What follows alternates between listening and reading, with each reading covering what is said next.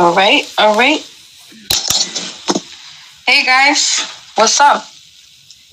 You already know it's your favorite Jedi BMF goddess. I'm here to this evening with my co-host today, Jay.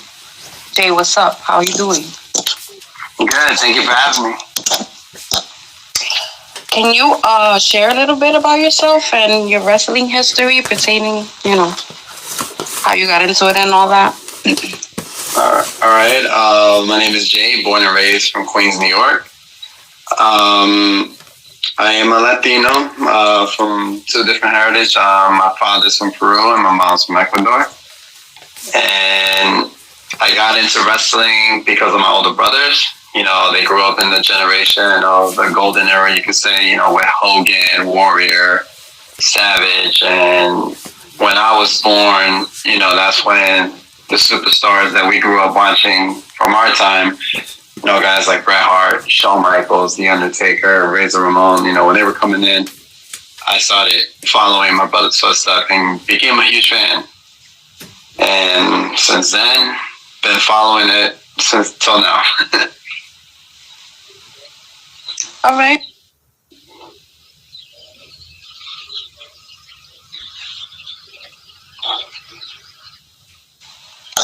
Hello? I'm sorry. I got disconnected a minute. No, it's all good. Okay, guys. Well, you already know we're going to be talking WrestleMania 37. NXT, if you guys want to bring that up, stand and deliver. All the juicy moments that maybe, we didn't like. Some we may not have liked as much. Please be encouraged to call in or send your feedback or questions. Now, and be honest. They just too. released. No, don't. Yeah, be straight up. Because really, I don't give a fuck. I mean, I'm always critiquing WWE. I have to say, I did enjoy WrestleMania. Night one to me it was better, but overall, it was actually a really good event. And I think after 2020 and it being so trash most of the time, that we needed that. And I actually just came across some news they just released. Did you hear? Yeah, I came across with it. Can I have an opinion about those news before we get into the main topic? I'm heartbroken. First, I'm gonna share with you guys what it is. WWE actually released some talents today, or some like good talents. But number one being Samoa Joe. Everybody knows I love this guy, and I've been following him from. I say my favorite. Samoa Joe was in TNA and Ring of Honor. He's a strong competitor. He's always been awesome. And, I like him commentating too, but... He did start in WWE. I remember watching him at Velocity, and I was like, man, this guy was going to be something. But... Yeah. Joe, so you've seen the evolution of Joe too, then?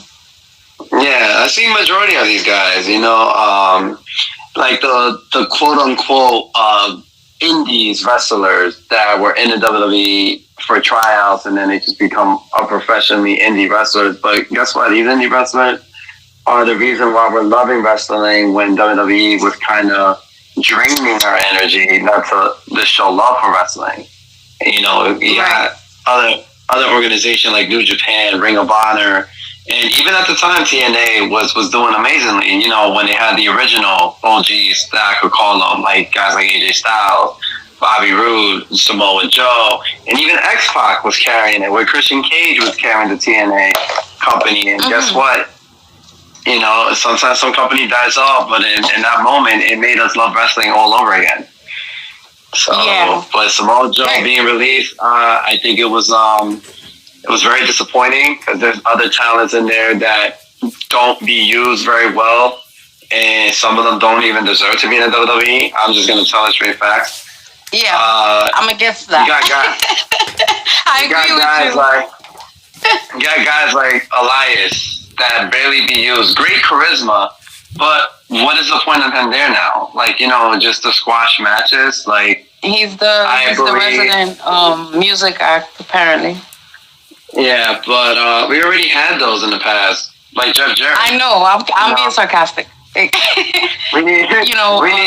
They don't utilize him. No.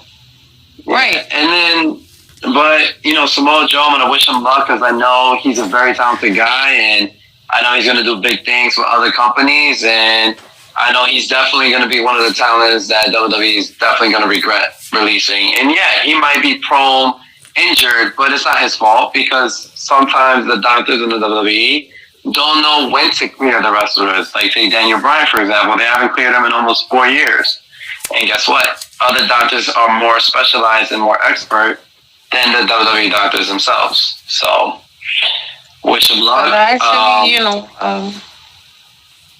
I wish I could know the actual details because I from what I've heard is that he was on the road to recovery. He's gonna come back, and then I heard that he also likes the commentating thing. But then now this happened, so I don't know exactly what. I'm gonna answer some of these messages real quick. Go ahead. Yeah, WrestleMania was a good event, both shows, but in my opinion, yeah, I agree. Night one was a lot better. Yeah, I agree 100%. I know we're going to get Samoa Joe is a main event guy, and it was just plain ridiculous for his release. It's sad, heartbroken. He was a great commentator, so I don't know. It sucks. I feel like this is not the end for Joe. How do you feel? No, it's not. No, I don't think it's the end for Joe. Like I said, Joe's very talented. Talented guy. He knows his promos. He knows his charisma. He knows his in-ring ability is just off the chart for a big guy. He gives me hype. Yeah. Yeah, of course. Like big guys. Exactly. Like, for instance, like and Brock he doesn't Lesnar. fit the. Yeah. Brock Lesnar's athletic, but no one ever gave too much credibility with Joe brings, especially when he works with the smaller guys. Like, I think to me, my favorite matches of all time is always going to be with him and Finn Balor in NXT in his WWE run. Oh my God. That rivalry was just incredible. And the way how they carry each other. He had one match with Kiyobashi too.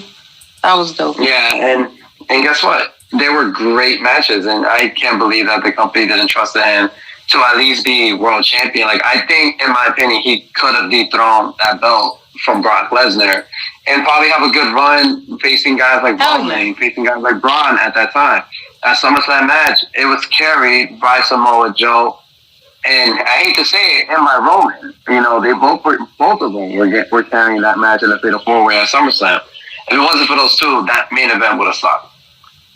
And that's how good a much of a worker Samoa Joe is. And to release him, it's sad, but at the same time, I think he could do better now because now he's in control instead of the company controlling what he needs to do when it comes to his run. Oh, yeah. That's what I said. I don't feel like it's the end for him. I mean, it's not like, oh, my God, I need him to be in WWE because in reality, a lot of my favorite stars that aren't being utilized the way they should, I wish they never got there, but yeah, exactly.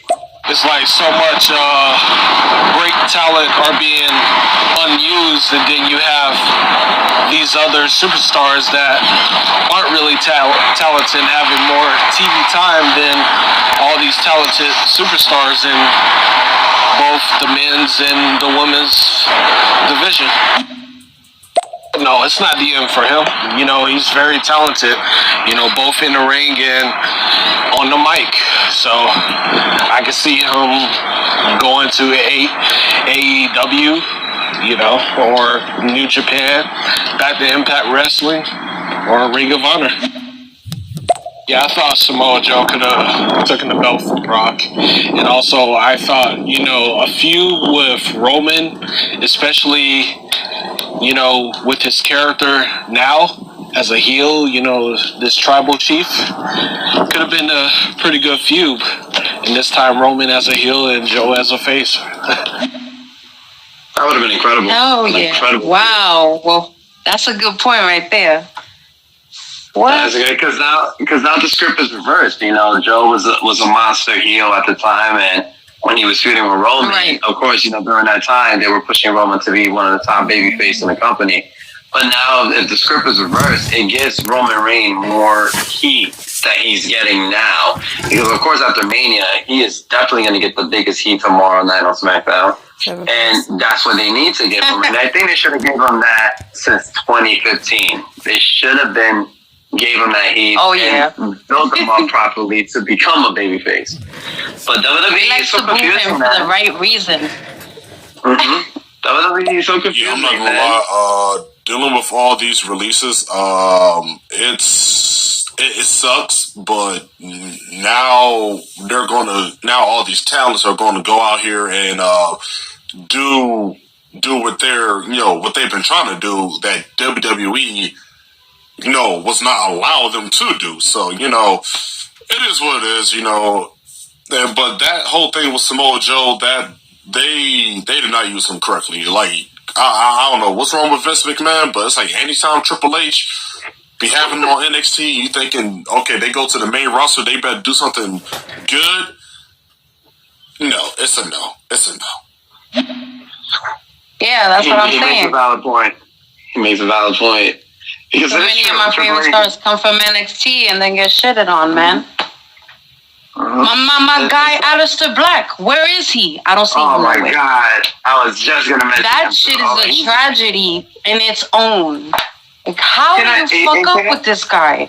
You give him a bunch of poetry to read in front of people that can't understand it, and this is the type of promos that you give him, and then you sprinkle him here and there, and then boom, where'd he go? Where'd he go? Especially if you gave him a match with the most talented guy ever, Kevin Owens. And that could have gone further the way it could have gone. But the problem is that Vince still, as much as I hate to say it, and people really don't understand that, oh, but he's changed. No, he hasn't. He's still looked for, and I hate to say it this way. Those same idiots that defend Vince don't know shit about what they're talking about wrestling.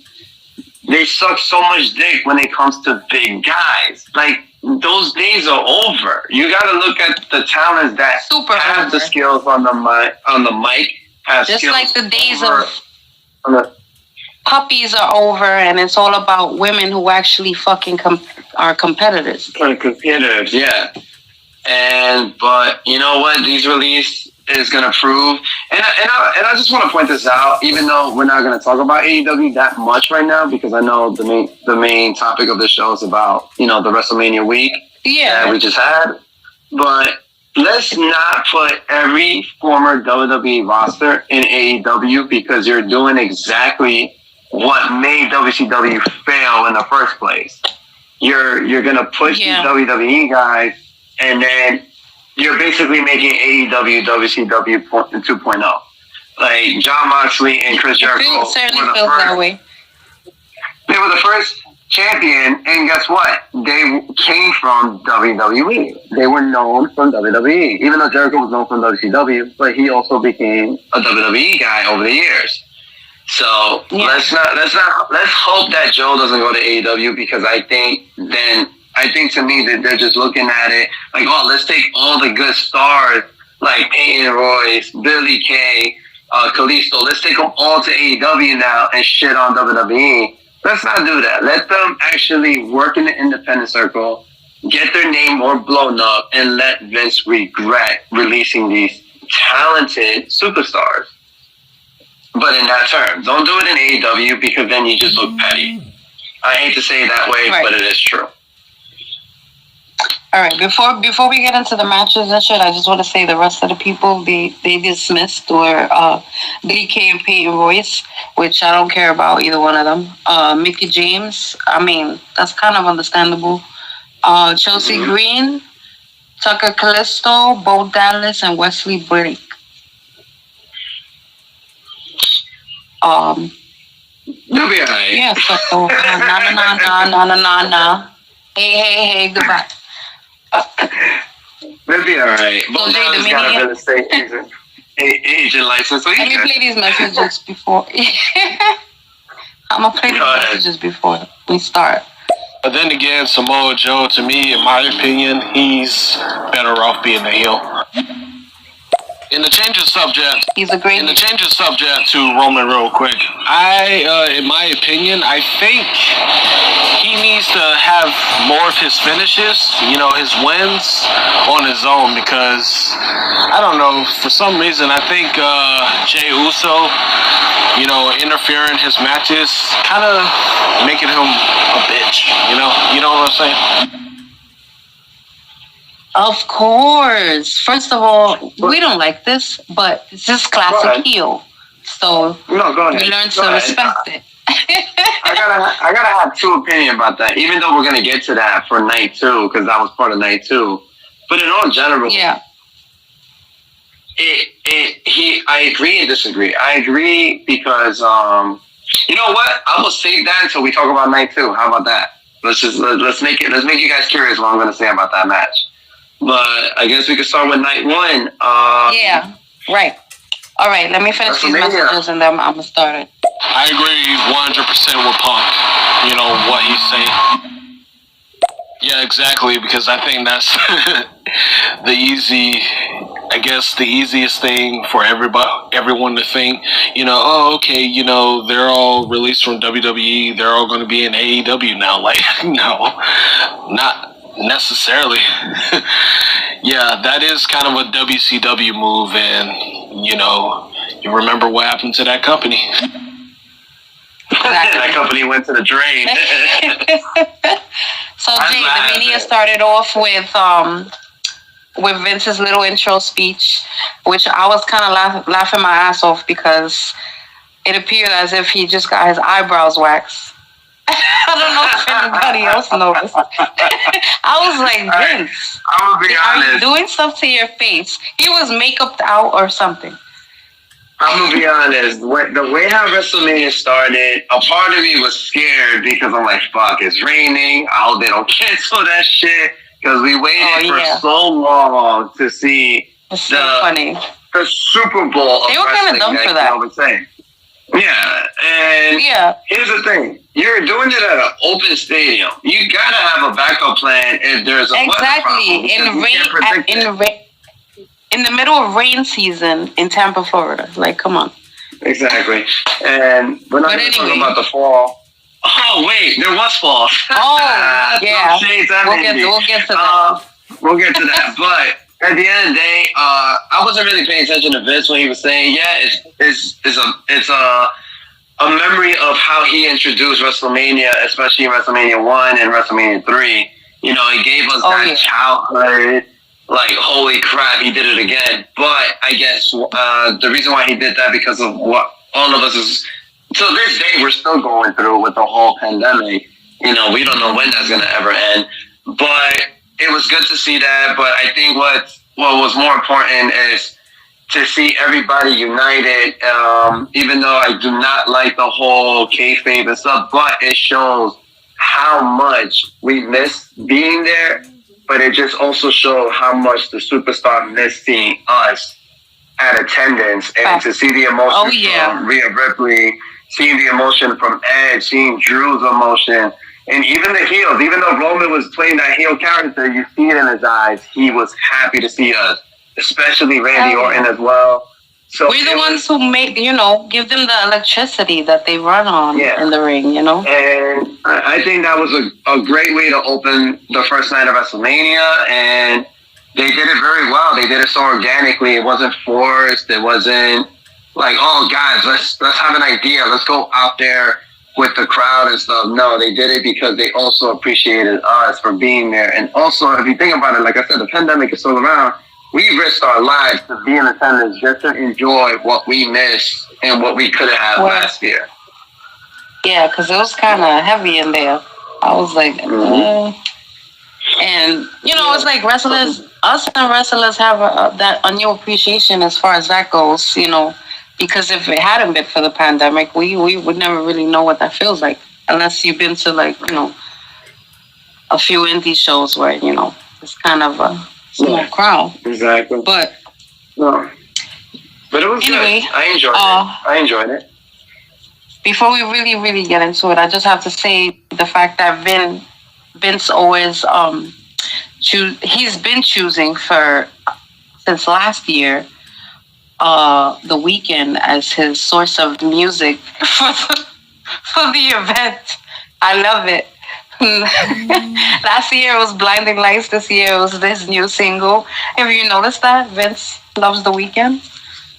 Listen, I think Blinding Light was better than that than this piece of shit song. I didn't like this song at all. I'm gonna be honest with you. Listen, I don't give a fuck if you guys gonna curse at me for that. I'm just gonna tell you straight up that song was trash. Okay. Blinding Light was way better. I don't support it. I don't think it's WrestleMania music. No. Oh, but I just find it funny because I'm like, Vince really likes this dude because 2 years in a row. Vince likes anybody with a strong jaw structure, all right? Let's just put it out there. Anybody that got a jaw structure like Arnold Schwarzenegger, he's going to love you. And The Weeknd has that shit now. That fucking operating jaw. But, hey, like, it's not going to be like how it was back then. We had guys like Limp Bizkit, the band Saliva, they, Drowning Pool, when they made WrestleMania, like, man, I gotta watch WrestleMania because of that theme song they just put for WrestleMania. But yeah, hey, we gotta follow the pop culture, man. There's WrestleManias that I'm like, yo, they could have picked a worse theme than this shit. Like, what the fuck am I listening? Like that's me every day when I watch WrestleMania. But you know what? It seems like Vince liked The Weeknd a lot, but you also gotta remember he's making millions because he was supposed to perform Blinding Light last year, but guess what?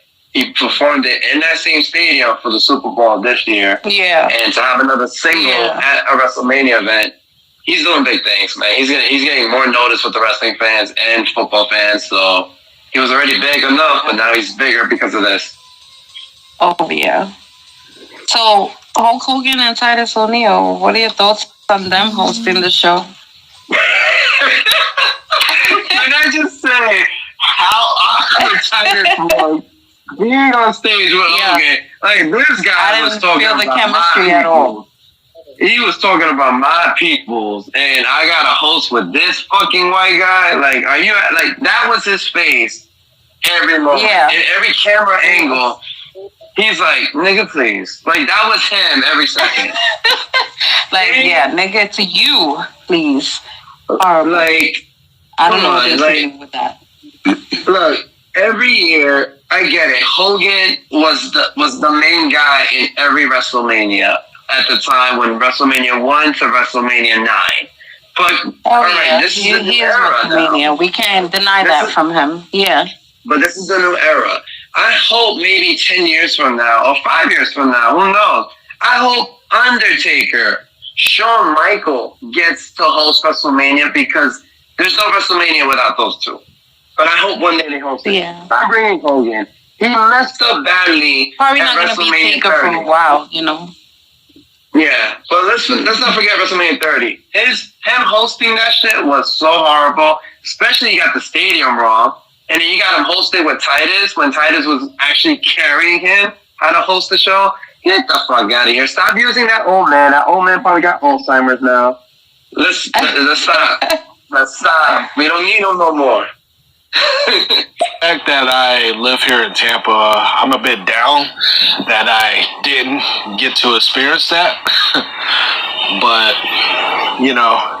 either way, it was cool, I guess, watching it at home. And I don't know.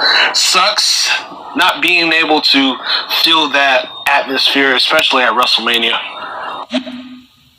I feel you. When they come over here and I can't go, I feel the same way. I'd like to say that I think it's really sad that WWE as a whole takes anybody who was popular outside of their company and ruins them out of spite. That's just my personal opinion, and that's why I will always be an AEW fan. I think AEW is the number one wrestling company right now. And as far as WrestleMania goes, I didn't like it so much. I mean, there were some good things, but mostly I think I've seen way, way better. Oh, I agree with you. Totally. Damn, he was just like saying. And you know what? The fact that WWE has, I'm sorry, that WWE has been so bad for an extended amount of time, you know, namely Raw and a little of SmackDown. Um, we as fans have become very cynical about it and very judgmental, and we get pretty pissed off at most of the content. So I was going into WrestleMania trying to be like, okay, just chill. Don't be overcritical about everything that happens. And, you know, that's why I was like, you know, for what it was, I don't want to complain. Like, I didn't hate it. So that was a step up for me.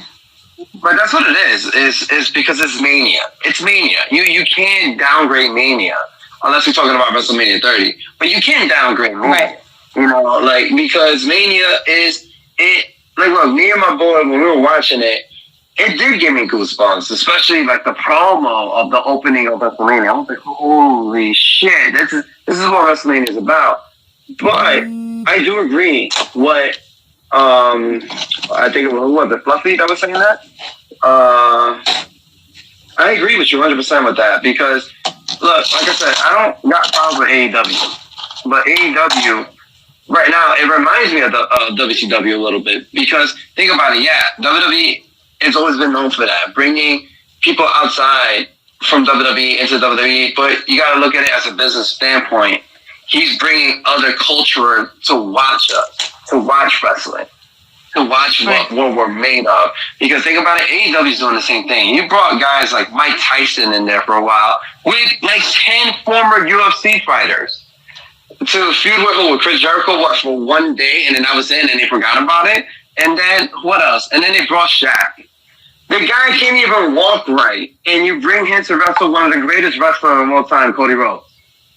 Like, you know, that was crazy to me. I don't give a fuck, all right? I don't give a fuck. Jay, I agree with you. You know, WWE is doing it, but guess what? They were smart with it. And that's why we're going to talk about night one, because I'm going to get to the part where I was very criticizing with one person, and I think everyone knows what I'm going to talk about. But when we get to that match, you're actually going to be surprised what I got to say about that. So, you know what? Let's talk about. As far as what he said about AEW being number one, I do agree that it's a great show because before they switch NXT to Tuesdays, I would choose to watch AEW over NXT first. And although I like the show and I enjoy it, there's so many things that I find wrong with it. So I can't say that they are the best brand out there because first of all, it's like 5 million super kicks each fucking show, and then you got just shit that makes no fucking sense happening, and then the whole thing, like you said, with Shaq and Brandy Rhodes and okay, and I'm not a fan of the Young Bucks, you know, but anyway, that's just small in particulars. Overall, they still have a lot of work to do because I feel like it's way too much freedom go on there. And it's still fresh. That's another thing too. We gotta wait till maybe like 5 years from now how AEW is gonna keep running. It's still fresh, you know. And I see messages. I definitely want to hear these messages now. That's exactly what I was thinking. You know, Titus was looking at Hogan like, "Oh, I remember what you said, motherfucker. I remember what you said." Oh, man. Taker, Shawn Michaels are WrestleMania, period. All right, let me play these so we can get into these matches. Yep. Yeah, I think mostly Raw has been bad. SmackDown's been okay, but NXT has been great. Both here in the US and in the UK. 205 Live is alright too. NXT been slacking though, because AEW, it does better in ratings, and I have to say that, you know, it was slacking for a while. 205. They got way too many fucking stables there too. That's true. They have a shitload. Thing is, I think there's so many factions on it too. Yeah. Yeah, it's reminding me of NWO. They see the same things we do. All right. So they kicked off with Drew McIntyre and Bobby Lashley. The Hurt Business, Steve. I called this match. I knew Bobby Lashley would retain. Overall, I felt like it was a good, strong match to start the show with. For a lot of people, were criticizing why they put the WWE title as the opening match. And mind you, it's history. You got to make history. WWE champion has never opened up a match. It's usually the World Heavyweight at the time or the Universal. But for it to open up, you got to look at it this way. When you have a big stage like WrestleMania that was on hiatus for a year with the fans, think of it this way. For a big stage, you have to have a great opening with a great finish. You can't just have a great finish without a great opening. And what a way to kick off for the weekend of WrestleMania. Have Drew and Bobby opening up the match. And I say from a scale of 1 to 10, I give that match a 6. For big guys, they were doing amazing, but they were lacking of the story. Like, the story behind it was lacking on it. I agree. That's why I don't know if they were trying to get Bobby to do what Lesnar was supposed to do last year, but you got to create its own organic story for Lashley. Don't make him the newer version of Brock Lesnar. Don't do that. He's already a great athlete himself. Look what he did in Impact. He carried that company with Drew. Let these two carry Raw in their own way. Don't force a story that doesn't make any sense. I'm actually not mad at all. I told my friend I wouldn't be mad whoever wins because they both deserved it. Like Drew would have deserved to win because he finally got the crowd to celebrate with when he couldn't celebrate it last year. But if Lashley wins, it's a long overdue of well deserved that he needed to retain that title, especially a big stage like WrestleMania. So that match, I believe, was a great opening. It made history that it was the first ever WWE champion opening at WrestleMania for the first time in 37 years. So they give big props to those two, and especially big men like those two. They were just impressing me with every move. Like I saw Drew using new movements now, and I'm like, good, because that's what WrestleMania is about. Don't be predictable. Be unpredictable, and that's what Mania is about. I'm pissed off that the Hurt Business aren't together. I mean, they could have lasted longer, but whatever, I guess. And I mean, I like Drew, but I was happy that Bobby won. Yeah, most people know that, that was Vince's call, and he's a stubborn motherfucker, so he refused to change the call because the Hurt Business, all of them, were feeling the same about not wanting this to end, which was a dumb call, but, Vince. Brock opened up WrestleMania last year.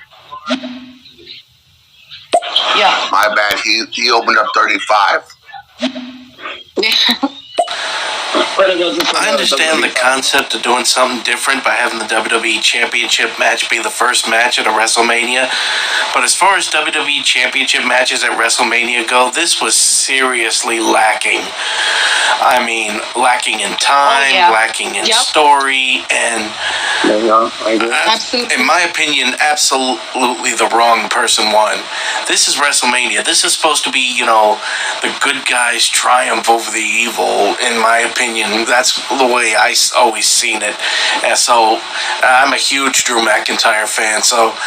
And don't get me wrong, I definitely think this title run has been long coming for Lashley. I agree he deserves it, but at the same time, McIntyre winning would have totally been a better way to kick off the night on the right foot.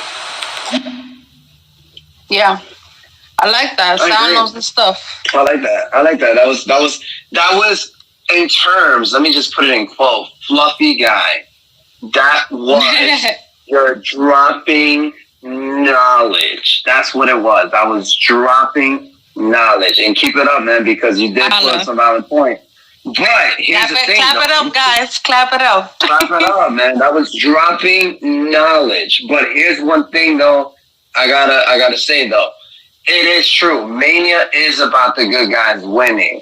But here's the thing, like I was saying earlier about the match, you can't go with a prediction that everyone knows was gonna happen. You have to catch these fans off guard. Because if we would have saw Drew winning, then Vince is also showing that the fans know more than Vince. And we don't want that.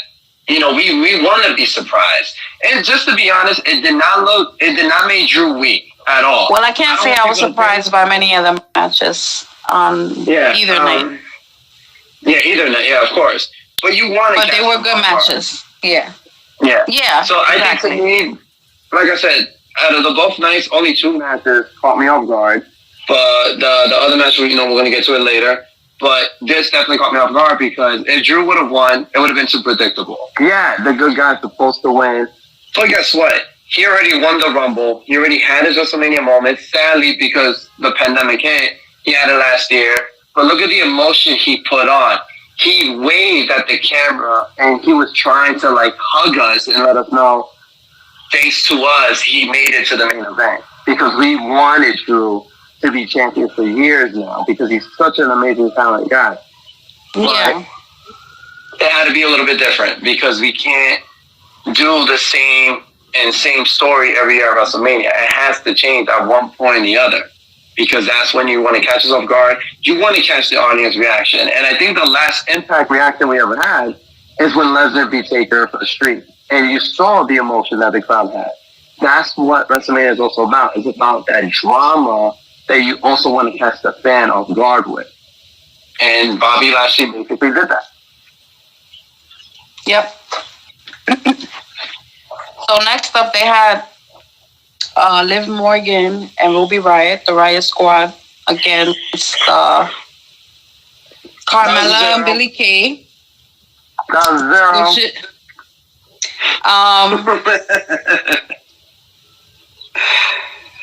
That was 0 to me. And then they had me either. I'm gonna run through it real quick. They had Naomi and Llama. Yeah, she is a fucking llama. I can't stand her. She's a fucking llama. Why is she a wrestler? Please tell me this, because I still don't understand. I could do all kinds of scientific methods. Nothing pans out. But Naomi and Lana got eliminated first. Then we had Dana Brooke and Mandy Rose come out. Mandy Rose busts her ass. She looks stupid. Riott Squad eliminated them real fast. That was a snooze fest. You know, then Natty and Tamina came out, which I respect Natty a lot. Tamina, you know, she's cool, but she has no personality. They come out and eliminate the Riott Squad, you know, for the win to face Nia and Shayna for night 2. So, but all I gotta say is, like always, when it comes to the tag team division from both males and the females,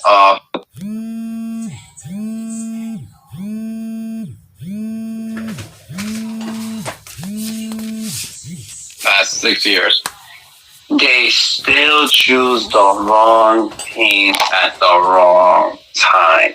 The only time they had it right was 2 years ago when the Iconics, an actual team, not a sports team, they were teams from NXT to the main roster, and won the women's tag team at WrestleMania. They had a huge pop because they were well deserved. They needed that more than Sasha and Bayley, in my opinion. But for the Riott Squad to lose, you're basically telling me, oh, let's put these guys together again because they were feuding a year ago. But let's just for them to still be nobodies. Yeah, so let's just make them look like shit. You pieces of shit WWE writers. And I'm going to fucking say that with proud and prideful way. All right? You know what? Thank Ruby you for wasting the Riott Squad. I feel like Ruby by herself could be a major thing if they was to push her the right way. Definitely. And think of Liv. Liv has a great charisma. I think she needs a little bit more work in the ring. But I still forget she exists, though. She kind of falls back in. The only reason I think of Mandy Rose is because, you know, I let her sit on my face. But still, I don't remember these people exist normally because they don't shout to me. I'm the shit, about Mandy Rose. Yeah, the thing about Mandy Rose, she was supposed to be the upgrade of the diva, but like she's the diva of this generation that actually could wrestle. Oh We all know yeah, she's because Vince. we all know she's We all know Vince gets a stiffy for his blonde-headed bimbos, and Yeah, he'll forever but have those around. she was supposed to be this diva that could actually wrestle the way like how Trish did in the late 90s to the early 2000s. She was supposed to be what they were trying to do with Eva Marie, because remember Eva Marie was supposed to be a blonde, but she went sideways and Even redhead.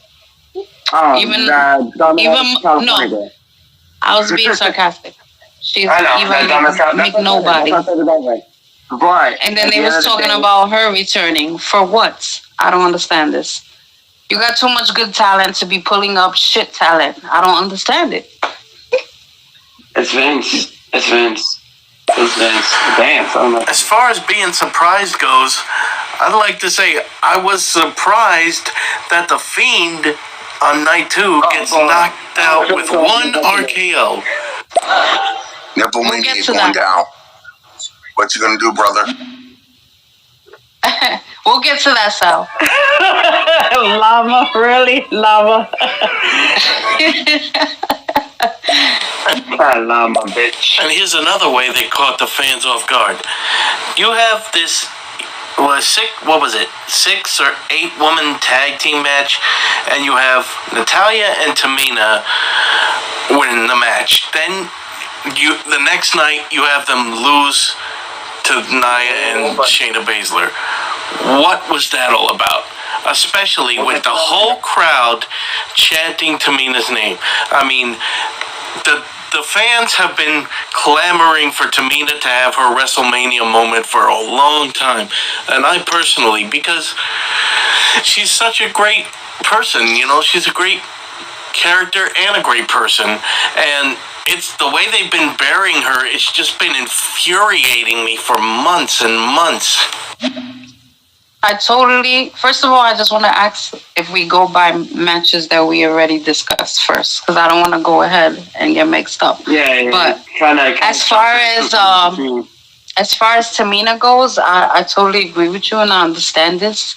The only problem, and it's the biggest problem with Tamina, is that she has no personality. She has no mouthpiece, and that's a big problem in this company.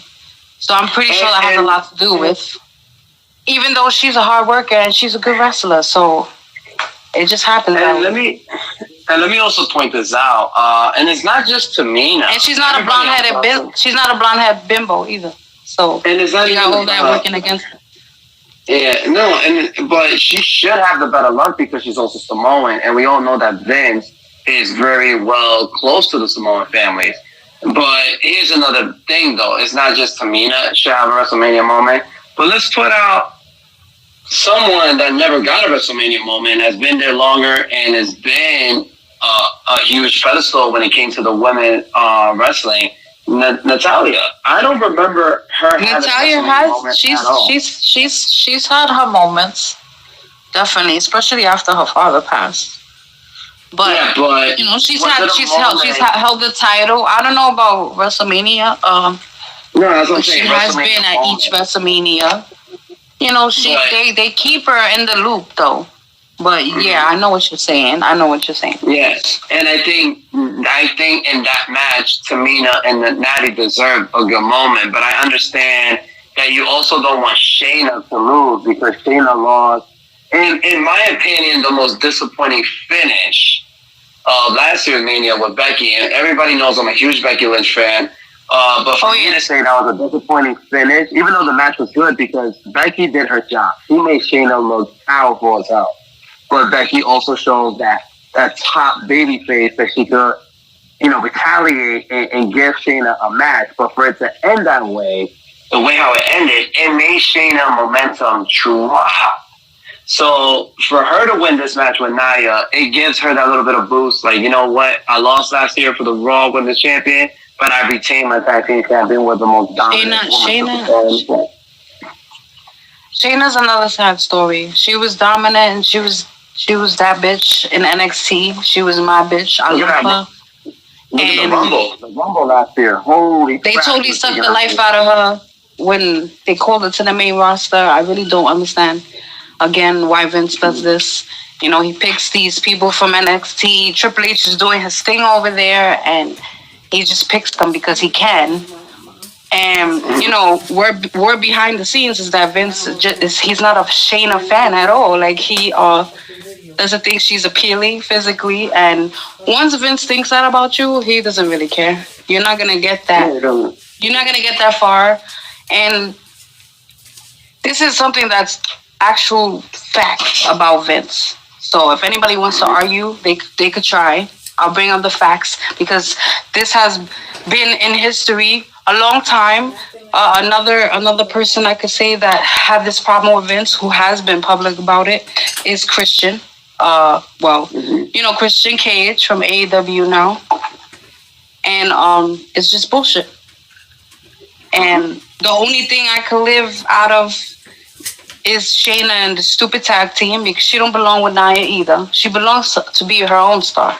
But as long as she's doing something, like I didn't want them to lose, but at the same time I was like, I thought it was time. So I actually anyway, let's keep going. The funny thing is, me and James were just talking about that, about Alana, how they're doing her not justice, making her look like a bad person, and she's very a sweet person in real life.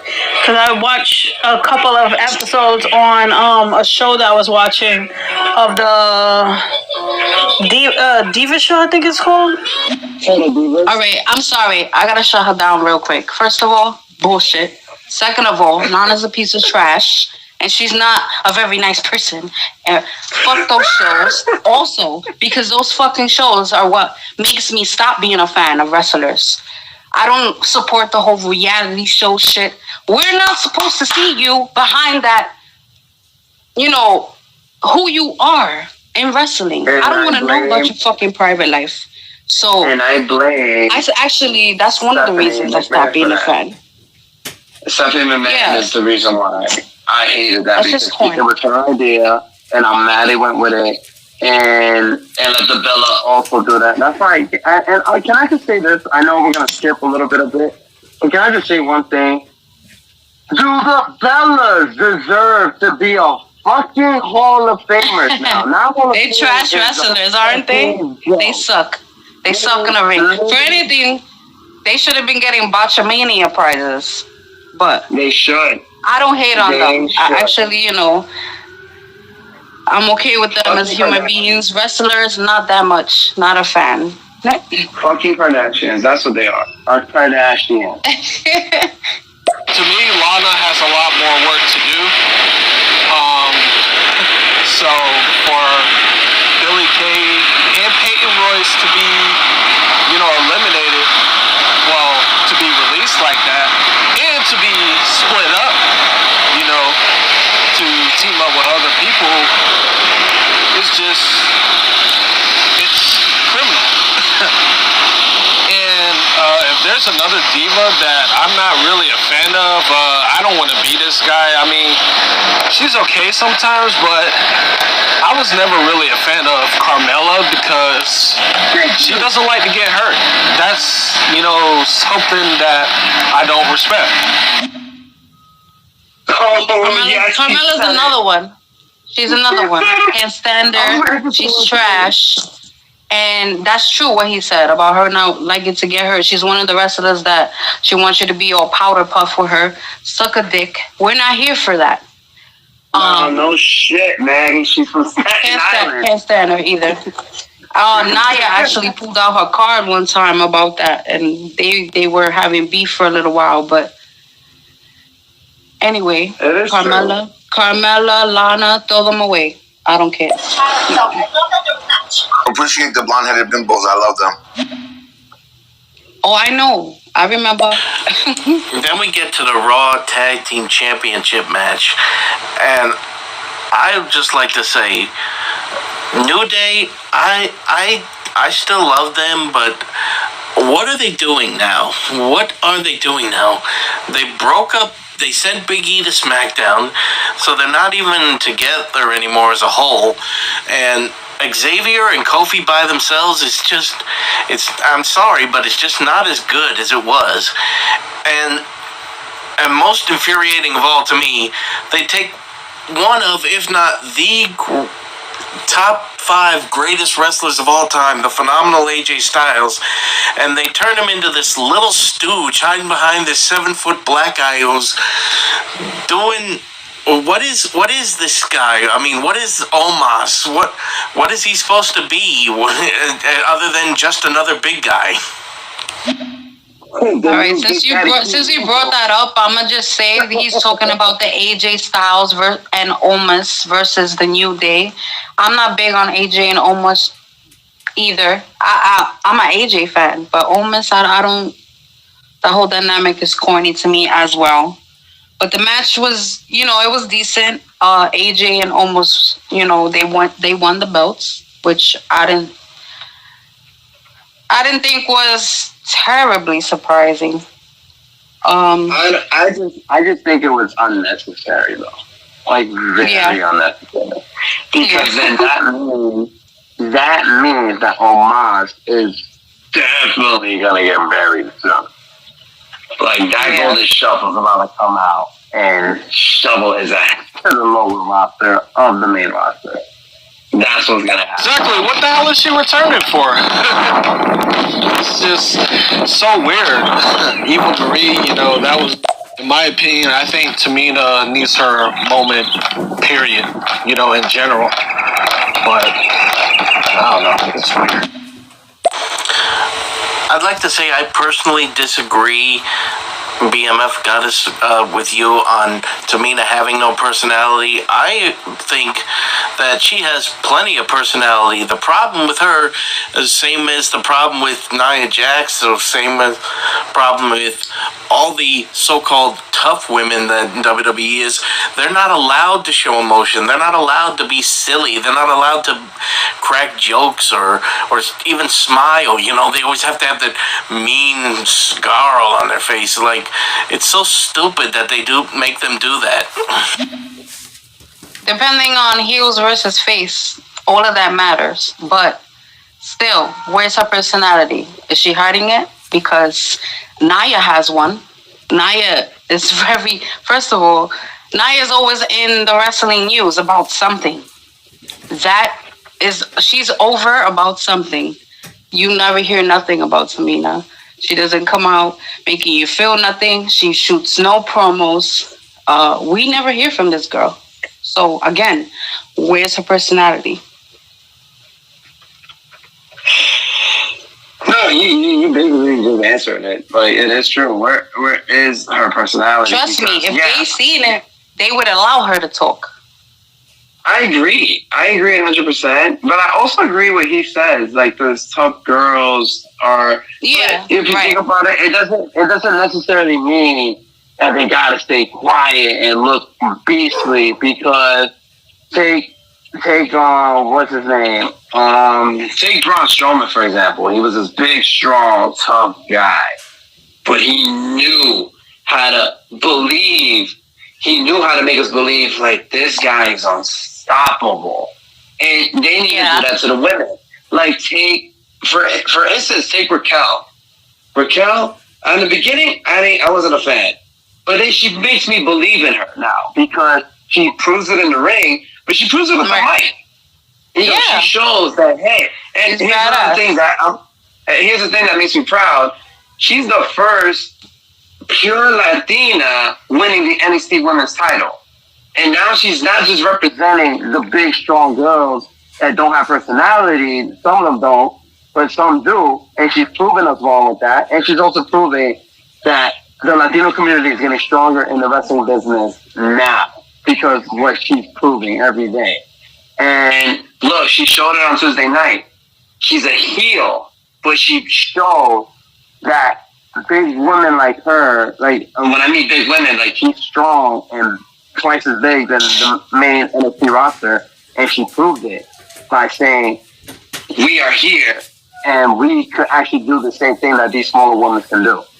That's what she's proven. And Nia proves it most of the time. Sometimes they make it Nia not, because you also got to remember this, guys. They have personalities.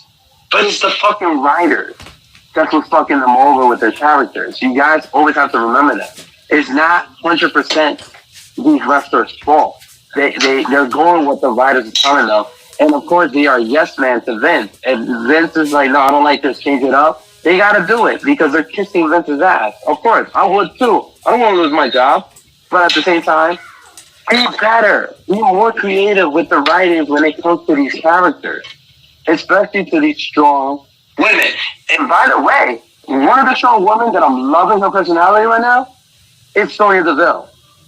Sonya Deville is a tough girl, MMA background, and she's showing like, yo, I could be a businesswoman myself. That's personality, and that is amazing. I'm loving what they're doing with her right now.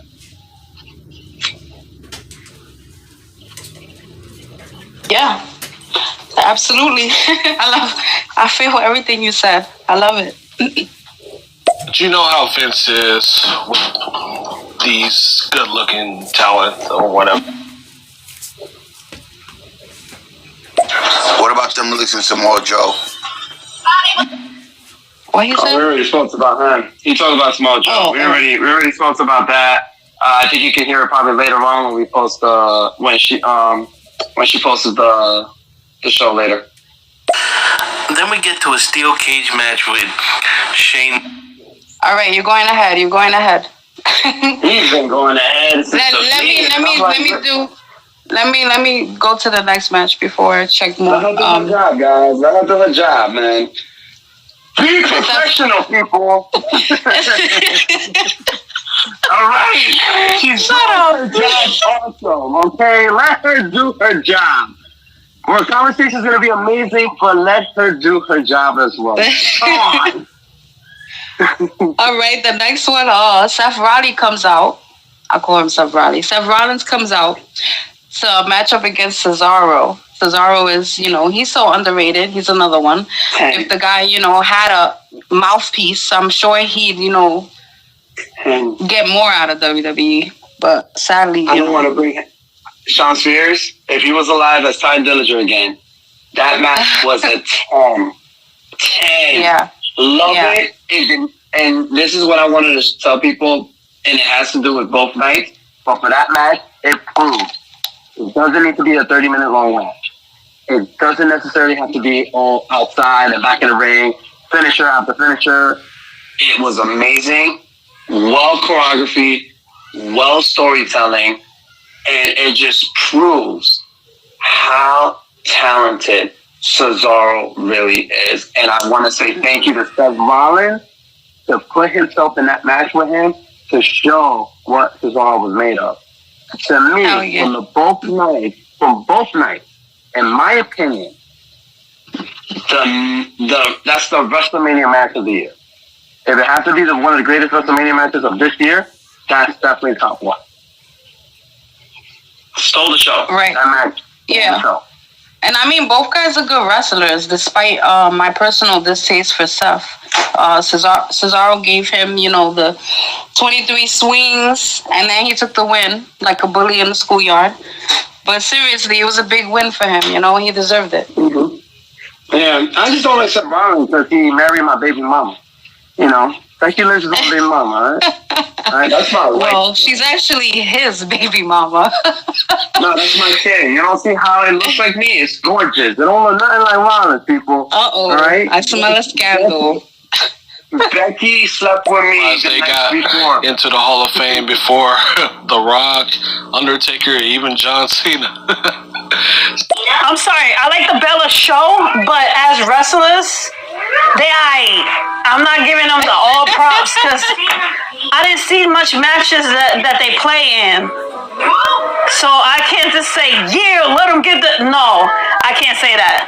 But if you give them an honor for their show, then yeah, maybe. Piece of shit show of the year, the Bellas. She's not that mean. They made her act like that, just like with The Miz. They have him act like a mean person. If you watch the shows, it tells them a little more about themselves, even though they make her look like a drunk in the shows, like she drinks a lot. Wow. Well, shut me down. I'm not much in wrestling anyway. I was just trying to support you, girl.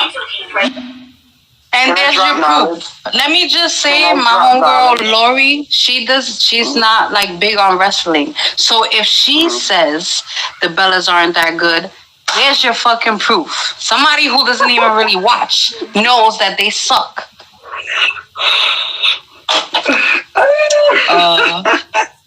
All right. Let me drop names though. We went AJ. All right.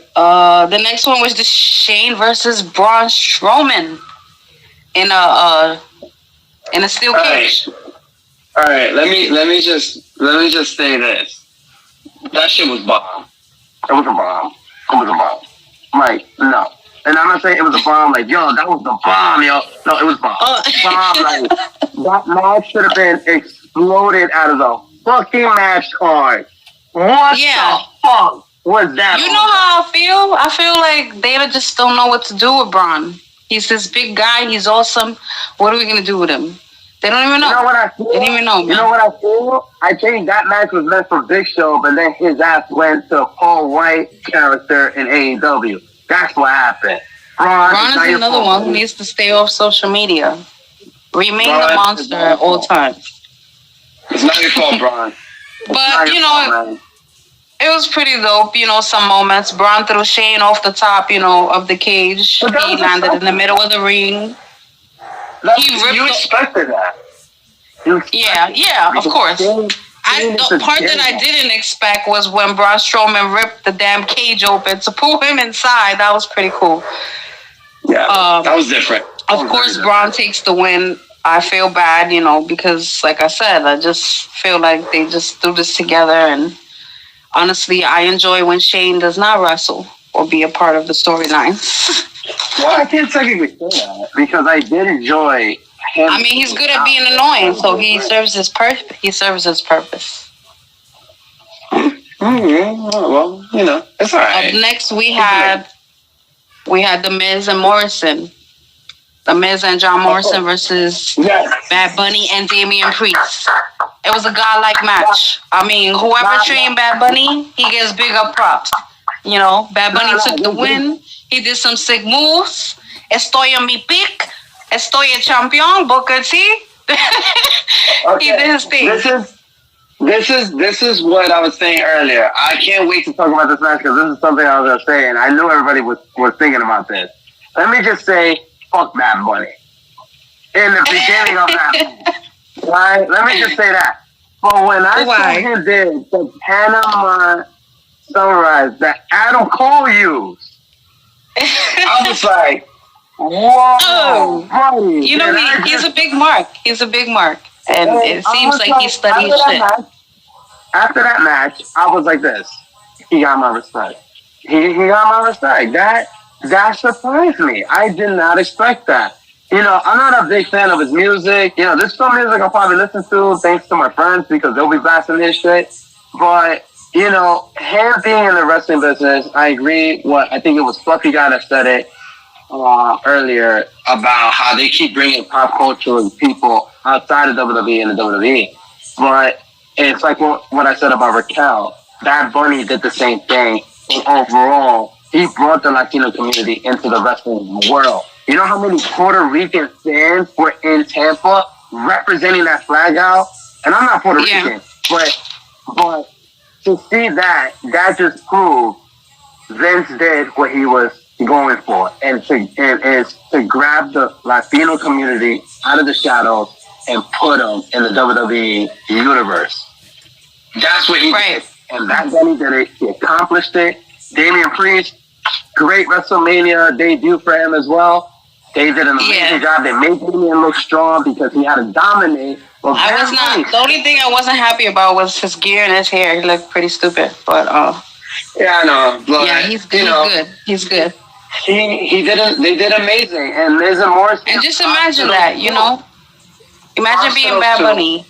This is a fucking, I mean, you've been a wrestling fan since you was a kid. You were a big music star. You were already over. And then you go and you do your fucking thing at WrestleMania. Like, he could fucking die now. If I was him, I'd be like, kill me tomorrow. I'm fine.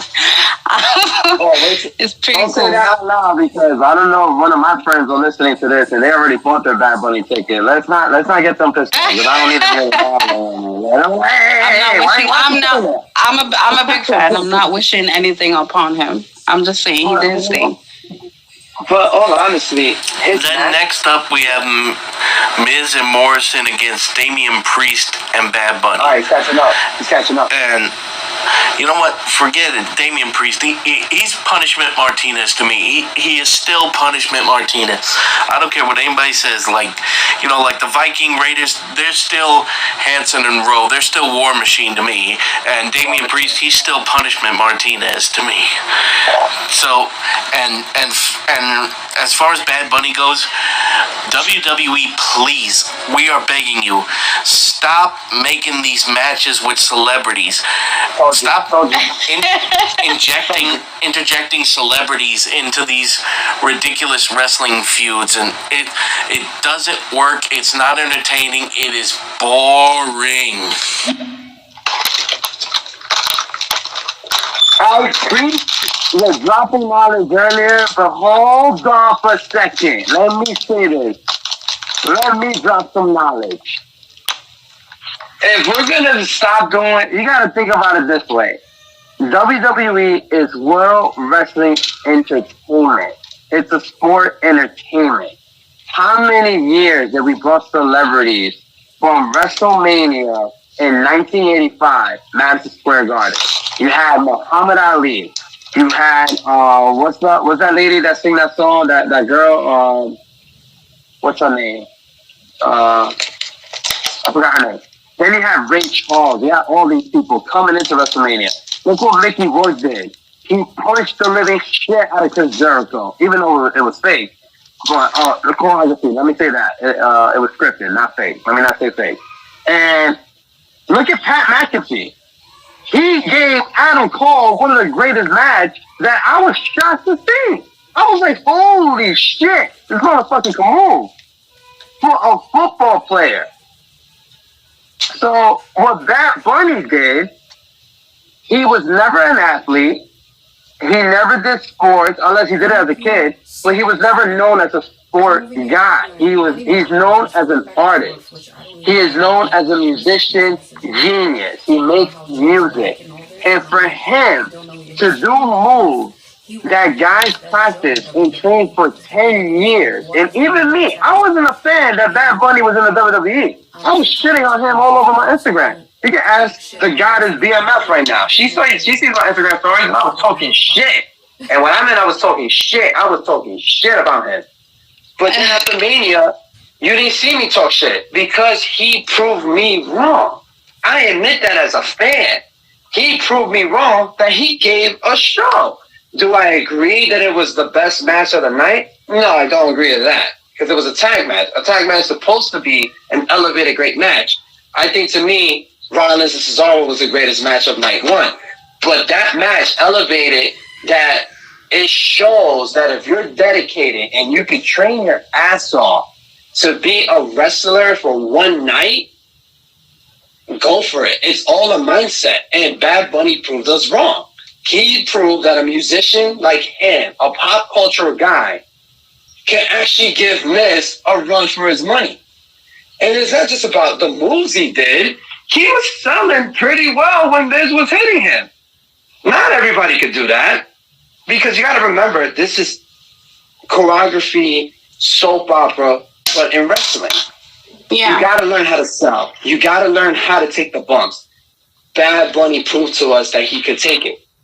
And he definitely shows more punches better than Ronda Rousey. And how long Ronda was training to be a WWE superstar before she made her debut?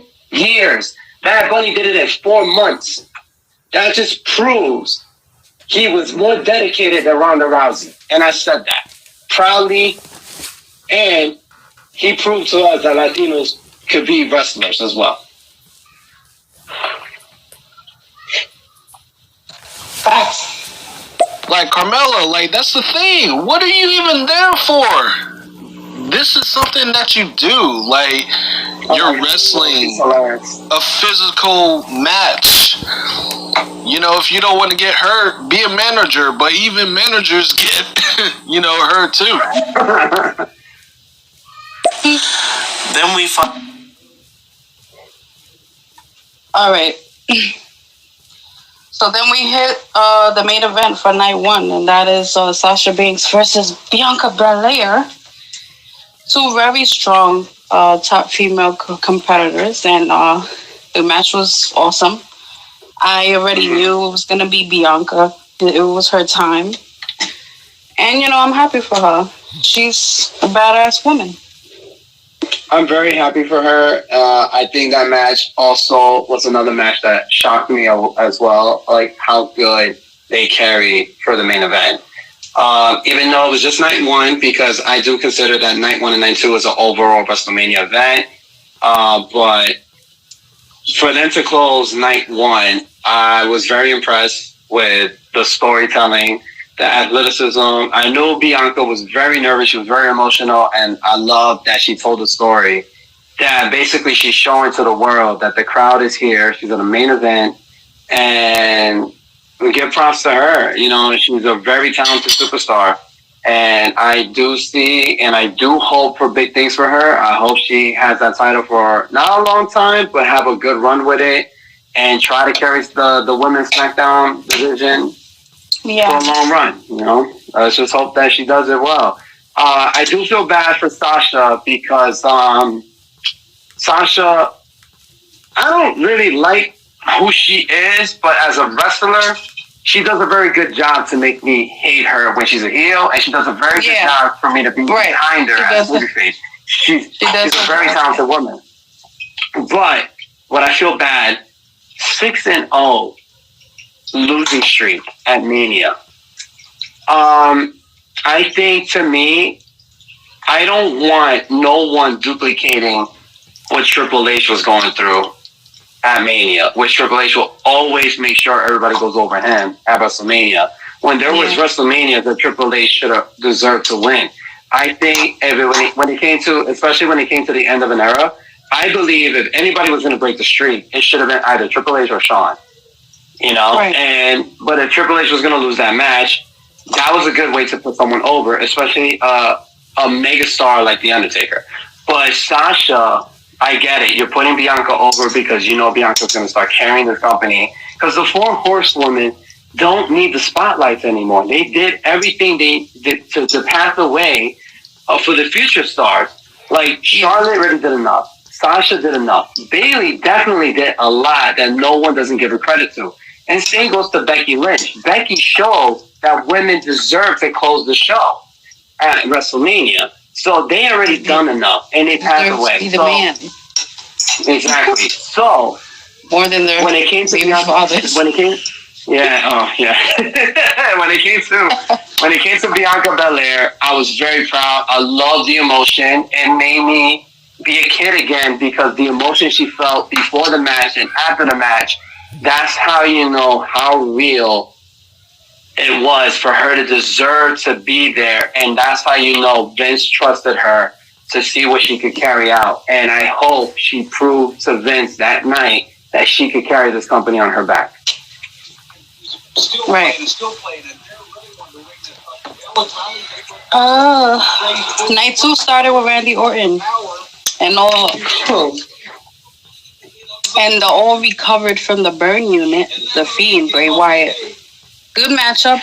So Alexa came out. She came out the box with her stupid face dripping because she caused the Fiend the loss, which I thought was gonna transfer into them not working with each other anymore. But apparently, I'm not really sure what's going on. I hate the whole thing. Like, I don't like Bray and Alexa thing. I feel like Bray should be working solo with this character, and I agree and I disagree on that. Like, the reason why I disagree, because I think what they did with Alexa was very fresh. Because I was tired of her being a Harley Quinn almost before team and her team up. Because she was showing. She showed Sedictive and all that stuff before the Fiend. Don't forget, she used to look at you with a scary eye like the Undertaker would when she's about to do a choke slam on you for a little ass girl. But for her to work with the Fiend, it was very refreshing because it shows how much of a good worker she is to play a certain character. It just proves that she could do anything. She could be a seductive, she could be girly girl, she could do whatever she wants, and she proves that she can do it. But that match overall, I would have to say I didn't like the finish.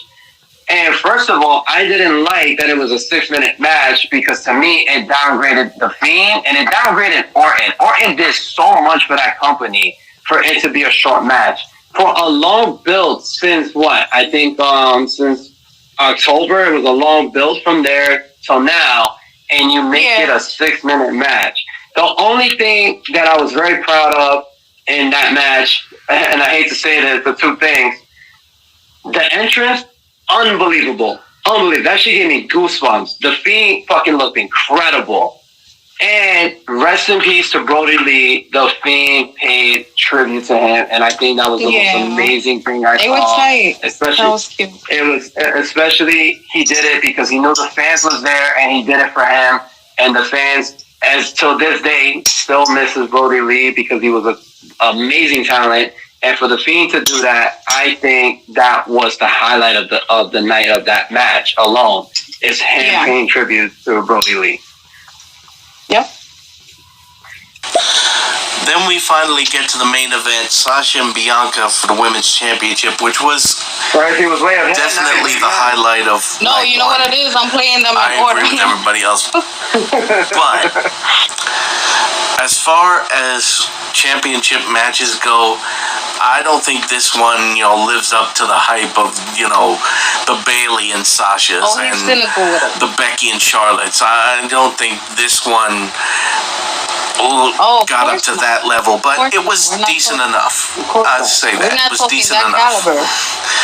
And definitely they did the right thing with Bianca winning. Okay. He sounds like Vince. I heard this. I agree with him. Fluffy saying I was having a conversation with someone about this. Do y'all think Tamina should join Roman's group? Absolutely. In my opinion, it's I don't know, maybe or maybe not, but I just want your opinion on that. Absolutely. I agree. I think all of them should join him. Nia as well. I don't know. I absolutely agree because it could be the Samoan version of Dynasty. what the Hart Dynasty was. The Dynasty back together. Like I think it should, and you know who should come in and try to give it a better storyline? Jimmy Uso. Let Jimmy try to be like, no, this is wrong. You shouldn't be like make it fresh because what Jay and Roman did was fucking incredible. Like that was an emotional storyline. But I agree. I think he's getting cleared. I think he might come back tomorrow night. Rumor has it, but we'll see. But I know they're saying that they were going to clear him. It was stupid. That match was stupid. Yo, he's got a shot. The booking was stupid. The airtime was stupid. I can't believe that they had a match all because goddamn Shane called Braun ass stupid. Everybody that's a wrestling fan, can't nobody say the word stupid like Randy Orton. He first called Kofi Kingston stupid in real anger because Kofi missed something in the match. I believe missed the finish. Like the match should have been over with way early. He called him stupid. Then when Kofi had the damn belt, they got into it. Stupid. I love his accent. All right. I respect that. All right. So Natalya and Tamina face Nia and Shayna, my girl. Shoot. They got their asses whooped, To my surprise, because honestly, I thought Nia and Shayna were going to lose the belt. I thought it was time for them to end the championships. But they kept, they retained. They retained. I agree. Surprise. But I still believe the Riot Squad deserves at least one shot. One shot. Just one shot. See how it goes. Yeah. But I feel you. The next match was KO. Oh, yes. Let's talk about KO versus Kevin Owens versus Sami Zayn. You know, Sami lives to be annoying. He's great at it. Kevin stunned Sami's homie, Logan Paul. You know, Kevin, he took the win via he took the win against Sami Zayn via 2 super kicks and a stunner. Hey, can I do an inside joke? Let me just say it. The way how Logan Paul went down, that's how his brother's gonna look this Saturday with Ben Askren knocking his ass out. I said it. I don't care. Fuck those two. I never liked them. Fuck them. And as far as Damian Priest is concerned, I really hope they do big things with him. You know, because he's a really talented superstar, in my opinion.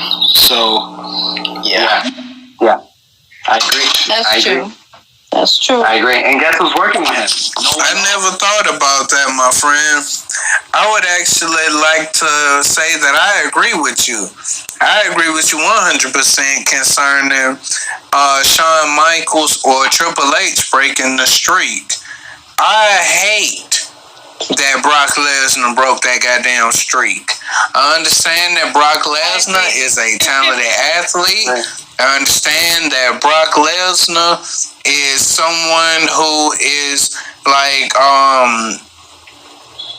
people are scared to face him because of like how big and strong he is and shit like that. I get that, but at the end of the day, he should not have broke that goddamn streak. I swear to God, he should not have did that. They fucked up with that one. I really like his accent. Yo, I want his accent. I want to talk like him. That shit is crazy. Nice accent, Roosevelt. I love it. Yo, I want that. All right, so then we have Sheamus versus Matt the Bro Riddle. 2 strong, great competitors. Sheamus actually won and took his title. Good for him. And Riddle, I have to say, he really was selling that bloody mouth because it looked way worse. But yeah, to be honest, I'm not gonna lie to you. That match was very underrated. It didn't get that much pop that it deserved because I was very surprised how those two went at it. They and it's true. Their characterized is who they are personally, how they are in their personal life.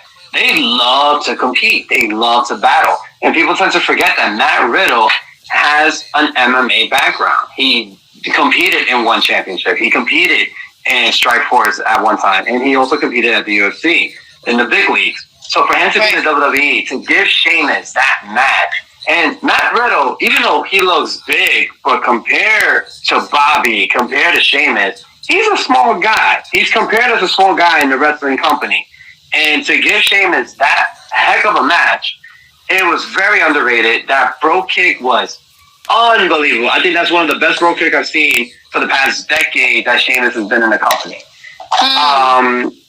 And well deserved. I believe that if you look at it in a certain way, night 2 was the night for the heels that actually deserved those push way long ago.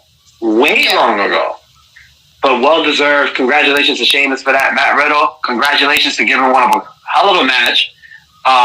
Do I say it was the best match of the night? No, but I will say that it was one of my favorite matches to see when it came to night 2 at WrestleMania. Okay, yeah. Speaking of Triple H at WrestleMania, in my honest opinion, I think he should have put over Booker T at WrestleMania 19. Yeah, I went back 100% on that. 100%. Hell yeah. 100%. 100%. 100% on that. I feel like Tamina should join that shit. Because the one thing that I will say about Tamina, Nia Jax, pretty much. I will very openly say is more feminine. But Tamina look like one of them butch motherfuckers that you don't want to cross at the wrong type of damn night. They're up to par. So Tamina is built very strong. Shit, she look very strong. If Tamina... What was that?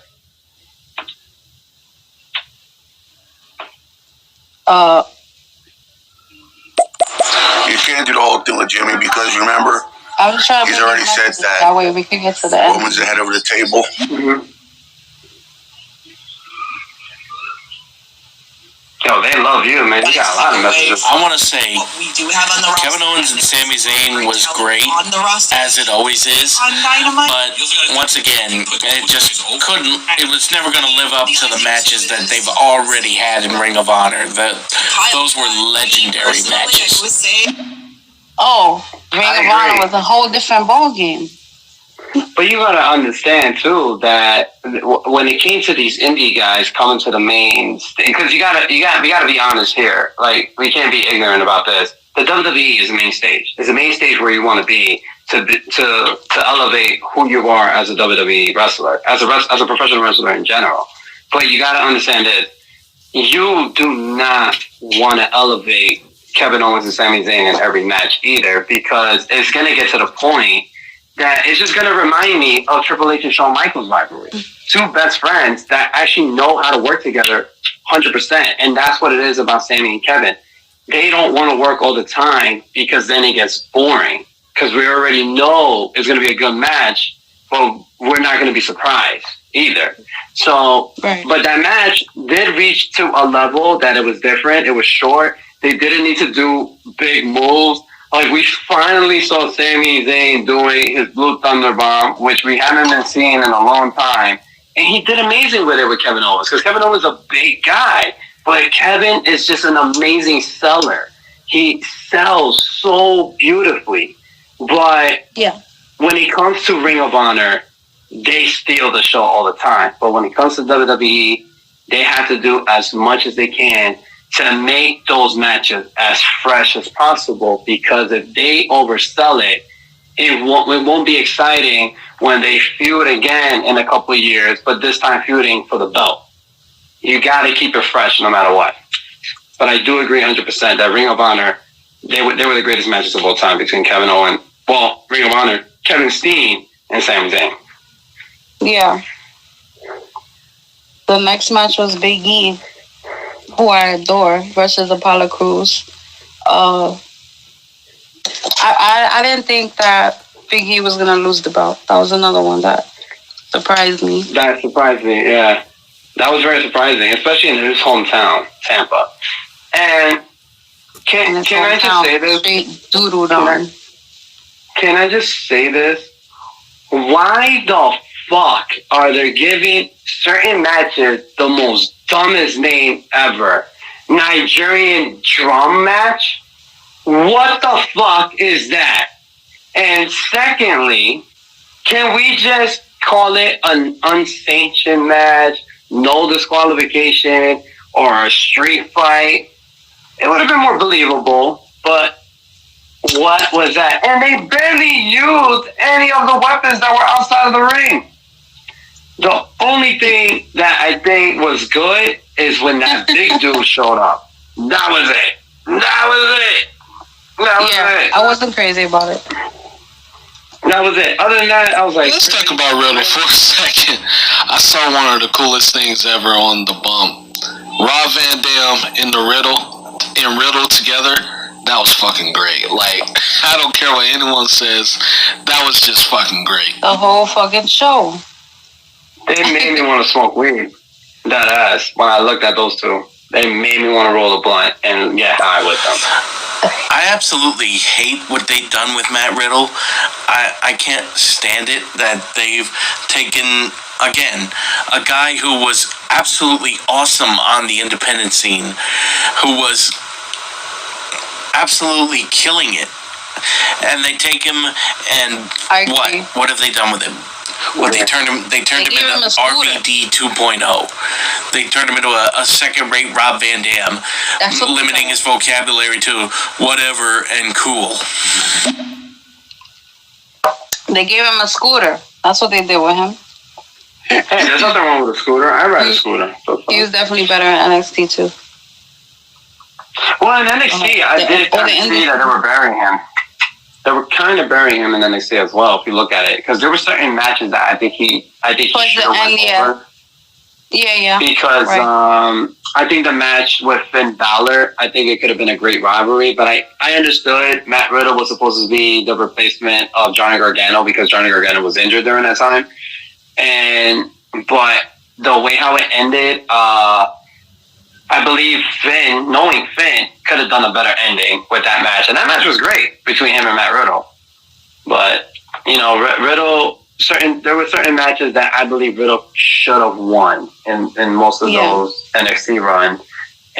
But I do agree. In the Indies, he was, like I said, he was incredible. I don't think he was an incredible fighter when he was in the MMA world, but he proved that he's a badass.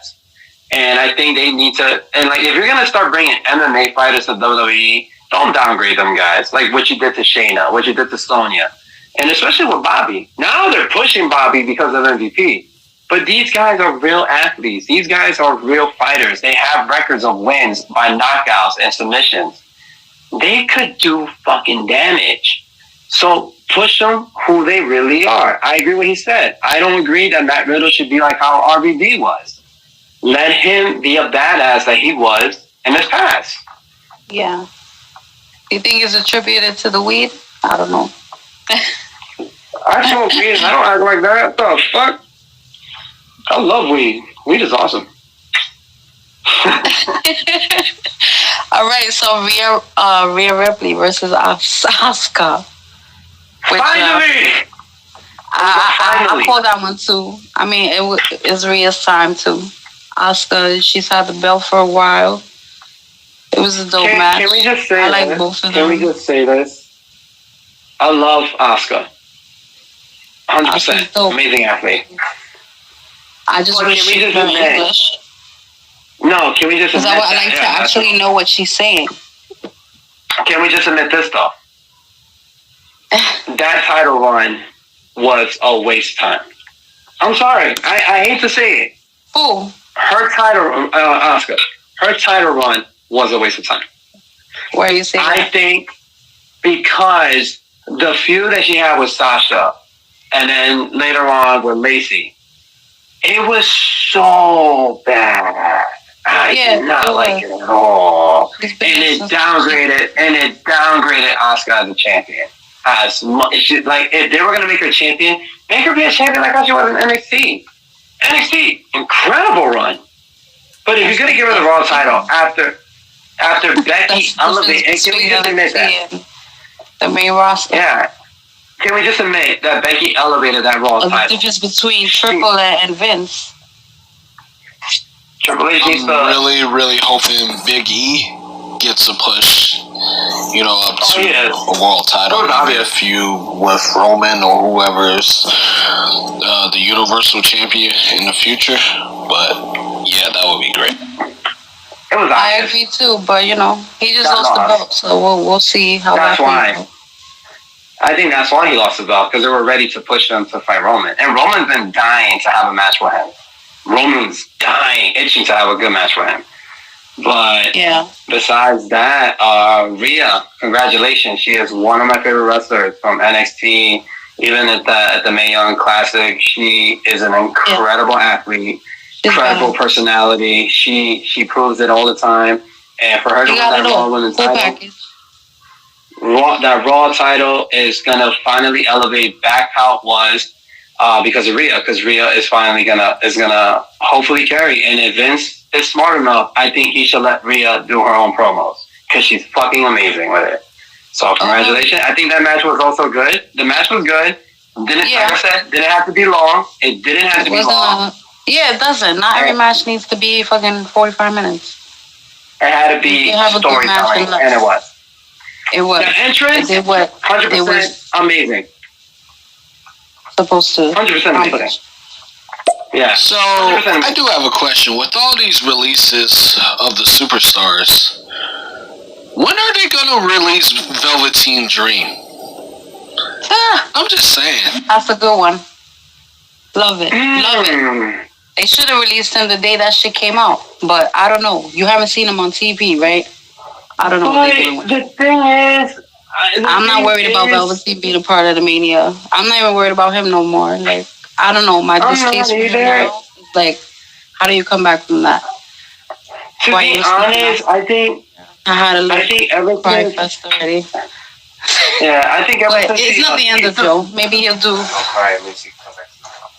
It means he's gonna come back to the ring, but just not the WWE ring. Sorry, my boyfriend just found out about Samoa Joe. Yeah, he's probably like, yo, what the fuck, yo? Like, come on, man. He knows I'm a big fan too, and he's been watching ever since Joe did. But I do agree. And that's a very interesting question. Like, out of all the questions, that is a very good one. Like, when they're gonna release him, because I haven't seen him in NXT and literally since he had that match with Adam Cole in the parking lot during the pandemic. So since then, I have not seen what he has been up to. So what I'm gonna say about that is that you can't fake voice messages, and that was proof enough to me as to what he was doing. Anyway, enough on him. Next caller. I definitely like that they're finally giving Apollo Crews, like, you know, some depth of character. Like again, when he was on the Independents, I love that. But yeah, that match was definitely lacking. I was definitely expecting something much more, you know, at least I'd say brutal. When I hear the words Nigerian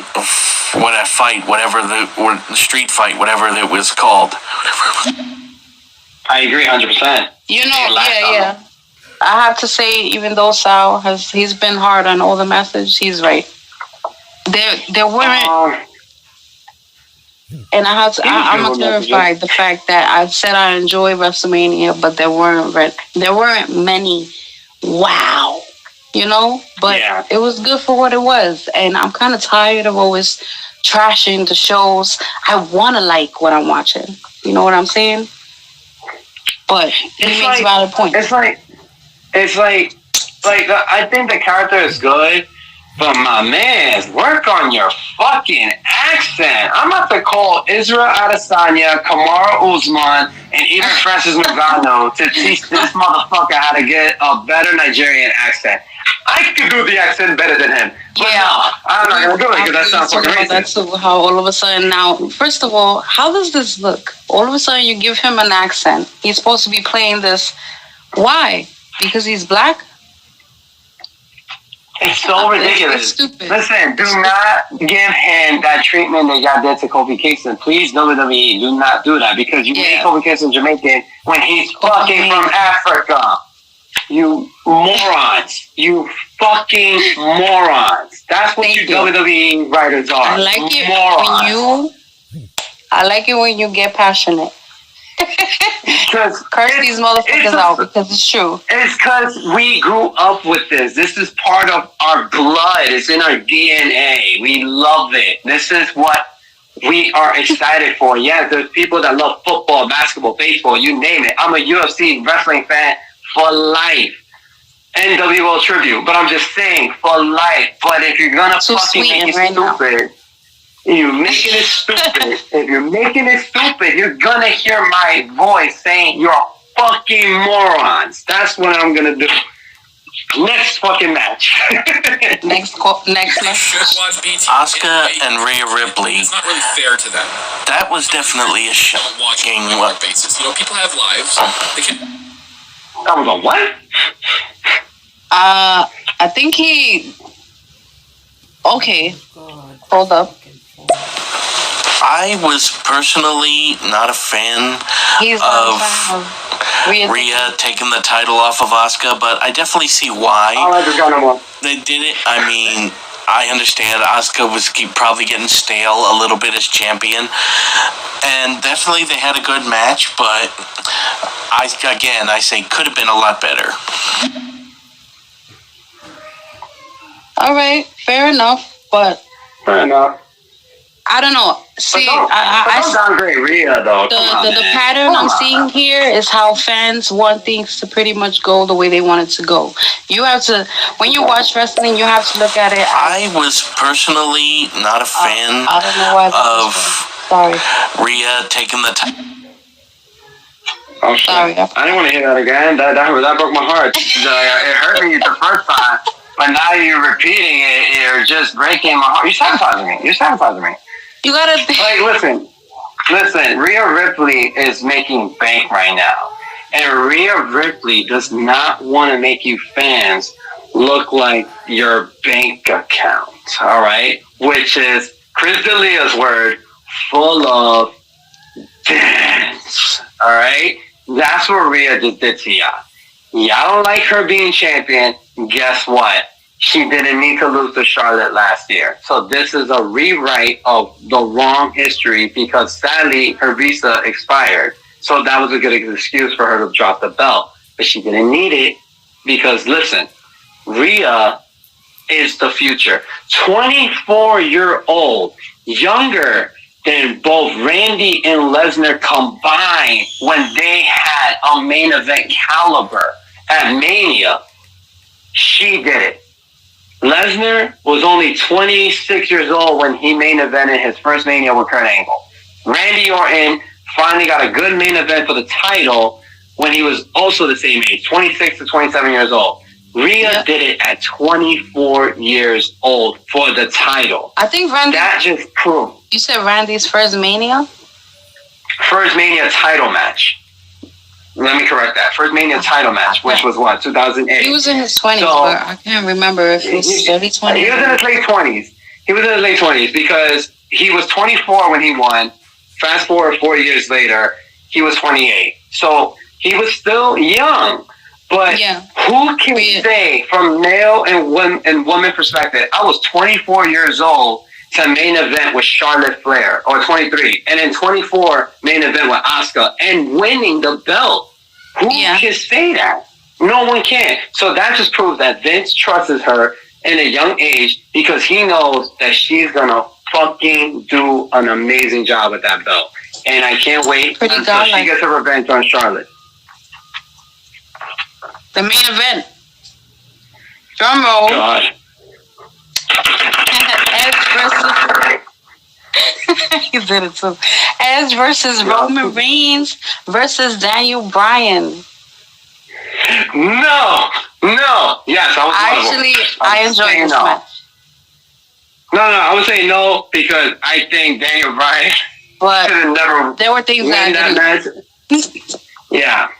Well, let's talk about this. Let's talk about this. All right, and I remember, guys, like I said, I have good memories when you came up with what you were saying about Jey Uso. And I was waiting because, like I said, let BMF do her damn job, all right? She was going through the matches one by one. Let her do her job, all right? But now that we're in the main event, now we could go back to that subject, all right, people? And this is what I'm going to say. I did not like the finish. One reason why. Yes, it made Roman look weak. I agree 100%. Because the main event is supposed to be whoever wins shows that they could carry this company in the closing weekend of WrestleMania. But the match overall, the pin, I want to say, to me, the pin downgraded Edge. It downgraded Edge. A Hall of Famer. No, that's one of the things I disliked about the match. It was a total downgrade. You downgraded Edge. He was getting dodged all over the place. He didn't get that many spots, where he was doing his thing. I don't feel like... Oh, don't get me wrong. I feel like Daniel and Roman dominated the match.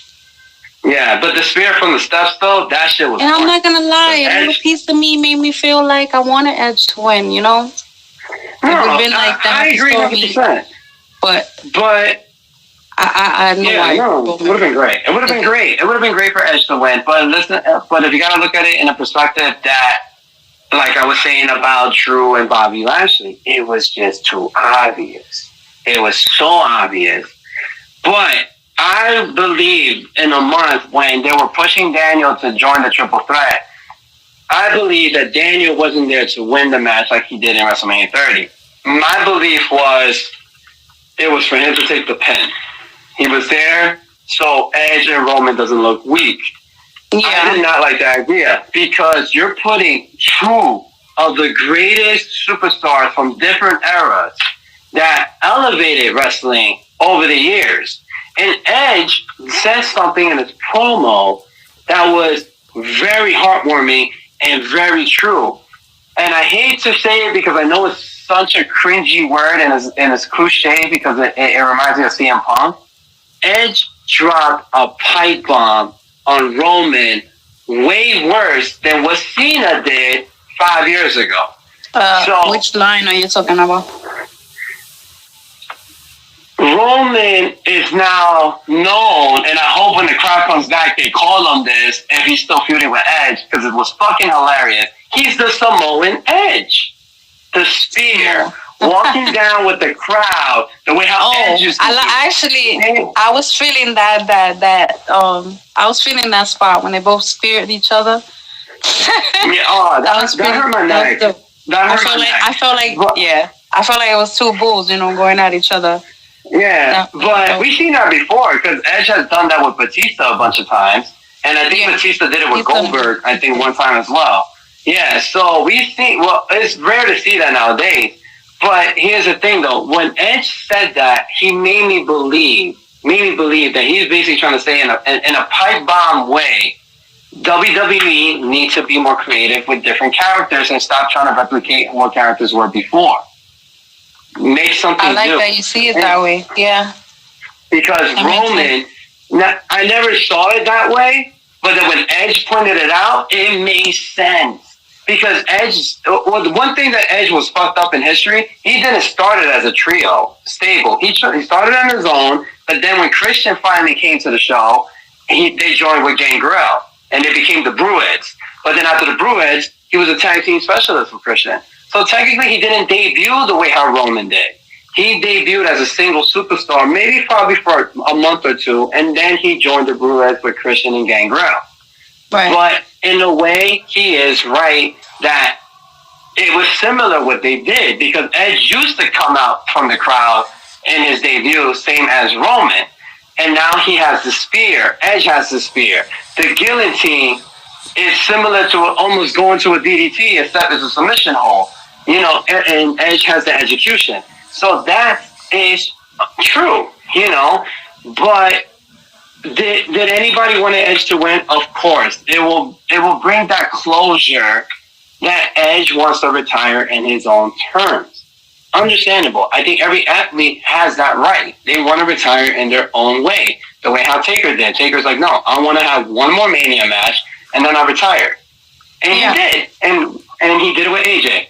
I couldn't get any better wrestler to do it with. And he did it with one of the most phenomenal wrestlers ever, AJ Styles. So Ed wants to do the same. I'm definitely pro AJ. I'm not so much of the cinematic shit, but I was down for them wrestling together.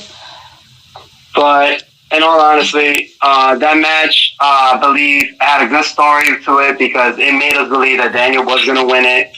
But for Roman to win the way he did, I think that was a lack of writing. And Jey Uso should have never got involved. I get it. It's a triple threat. It's no disqualification. But Roman is one of the most toughest heel right now. He is a Samoan monster right now. Technically, he is right now. And if you're getting Jey to win, especially in a main event at WrestleMania, to close the show out for good till the next year, you literally just fucked up Mania for that. Like to close Mania like that. Because the only match that closed out like that, but it was organic and it came out so amazing, is when Vince McMahon gave Stone Cold Steve Austin the steel chair and beat the shit out of The Rock. And basically was saying the Attitude Era is over. It was for a new beginning, a new era. Right. Roman was different. This was different, and this was almost similar at the same time. You had Jay to win to help him win, and guess what? You just show that Roman looks weak. But it also goes with his heel character.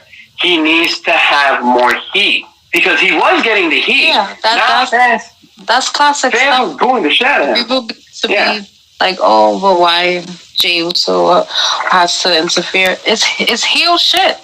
That's just it's heel shit. That's it's a not classic heel shit, like you that's said. just how it it's goes. a classic heel shit. You're not supposed to like it. That's him getting over. Mm-hmm. Yeah, that's exactly what. Like, why are they giving him an accent now?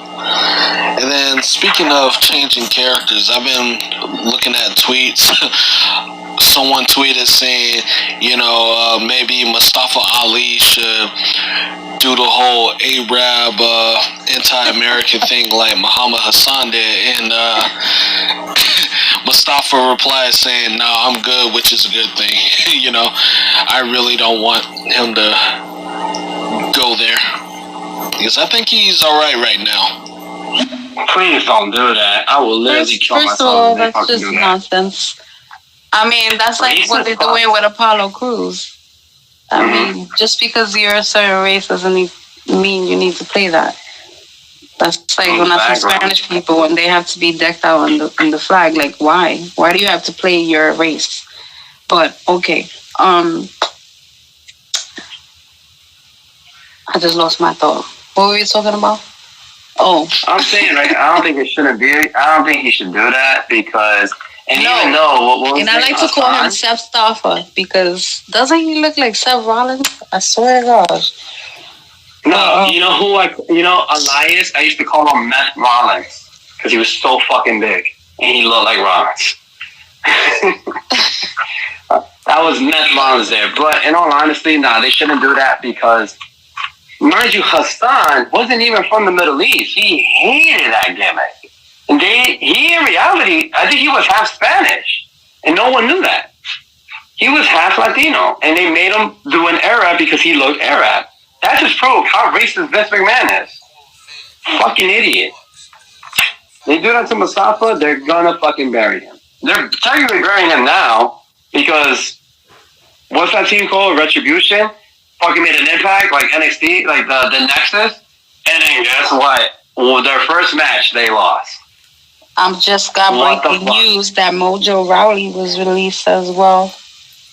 What? That just happened just now? Yep. Good, because I never liked the fucker anyway. I don't. That doesn't really affect me, but some people. That doesn't affect me. I only liked the segment he had. Was with him and Triple H, with Michael Cole when the pandemic hit, and they were like, "Get hype, Cole, get hype," and Triple H joined in. I think that was the only segment I loved that Mojo was in. Well, other than that, anybody shitting on Michael Cole is good for me because I can't stand him. Like, throw the whole dude away, please. Can we talk about the fact? Can we talk about the fact how many times he botched a move? Yes, on WrestleMania. He botches a lot. Why? But but this was obvious. Like, I think everybody was catching it. I was like, very more obvious. And this is Mania. Be professional. He botched a move and he said the wrong move, and then he also called the wrong winners for one of the matches. Like, and not even that. He caressed himself with the move when it was instant replay. I hate hearing him on the mic. He's just, oh man, like, Michael Cole. The last thing I want to say is, as far as NXT goes, is I love Dexter Lumis. I love what they're doing with this guy. And I think if they do it right and they keep it on the right track and they don't start doing stupid stuff with him, then this could be this Dexter Lumis character could be the next Undertaker. Oh. Did he just compare Dexter Loomis to Undertaker? I All right, bro. I said you were dropping knowledge in the beginning. Bring up something on Rhea real quick. Raw after WrestleMania. I thought she could have just came in strong, but the whole Charlotte Flair attacking her and Asuka, I really didn't like that. I thought Rhea could have just came in strong, but here comes Charlotte. God. I agree with you, Jordan, but we are talking about the Queen. And I'm a fan of the Queen. She could do whatever she wants. Before we get to that, I'm a little offended. I'm a pro Taker fan for life. I will literally, Undertaker. I am. Oh. I'm his child. I'm his child, all right? I created that guy. He's my guy. Like Hulk Hogan. He's my guy. WrestleMania. No. Fuck Hogan. Taker's my man, all right? All right? For him to say, I'm sorry, Jordan, that I did. I'm not answering your question. More love than Hogan at this point. But Fluffy, my man, don't ever say Dexter is going to be the next Taker. You know who should have been the next Taker? Which no one shouldn't be the next Taker at all. But who had that mystique was Bray Wyatt. Taker again. And Aleister Black. They had that mystique in them. Like how Taker was. But guess what? We don't want to duplicate it. We don't want to duplicate it. Yeah, we don't want to duplicate it. There'll never be anyone like Ric Flair. There'll never be another Rowdy. No one. Exactly. No one shouldn't duplicate these people. And this is what I'm trying to tell you. Edge literally pointed that out in his promo. And this is why we idolize these people. Because there'll never be another. Be fresh. Be fresh. When it comes to the main event of night 2, I definitely agree that all parties considered it was a good match, but I definitely think they should have gone with Edge or Daniel Bryan winning.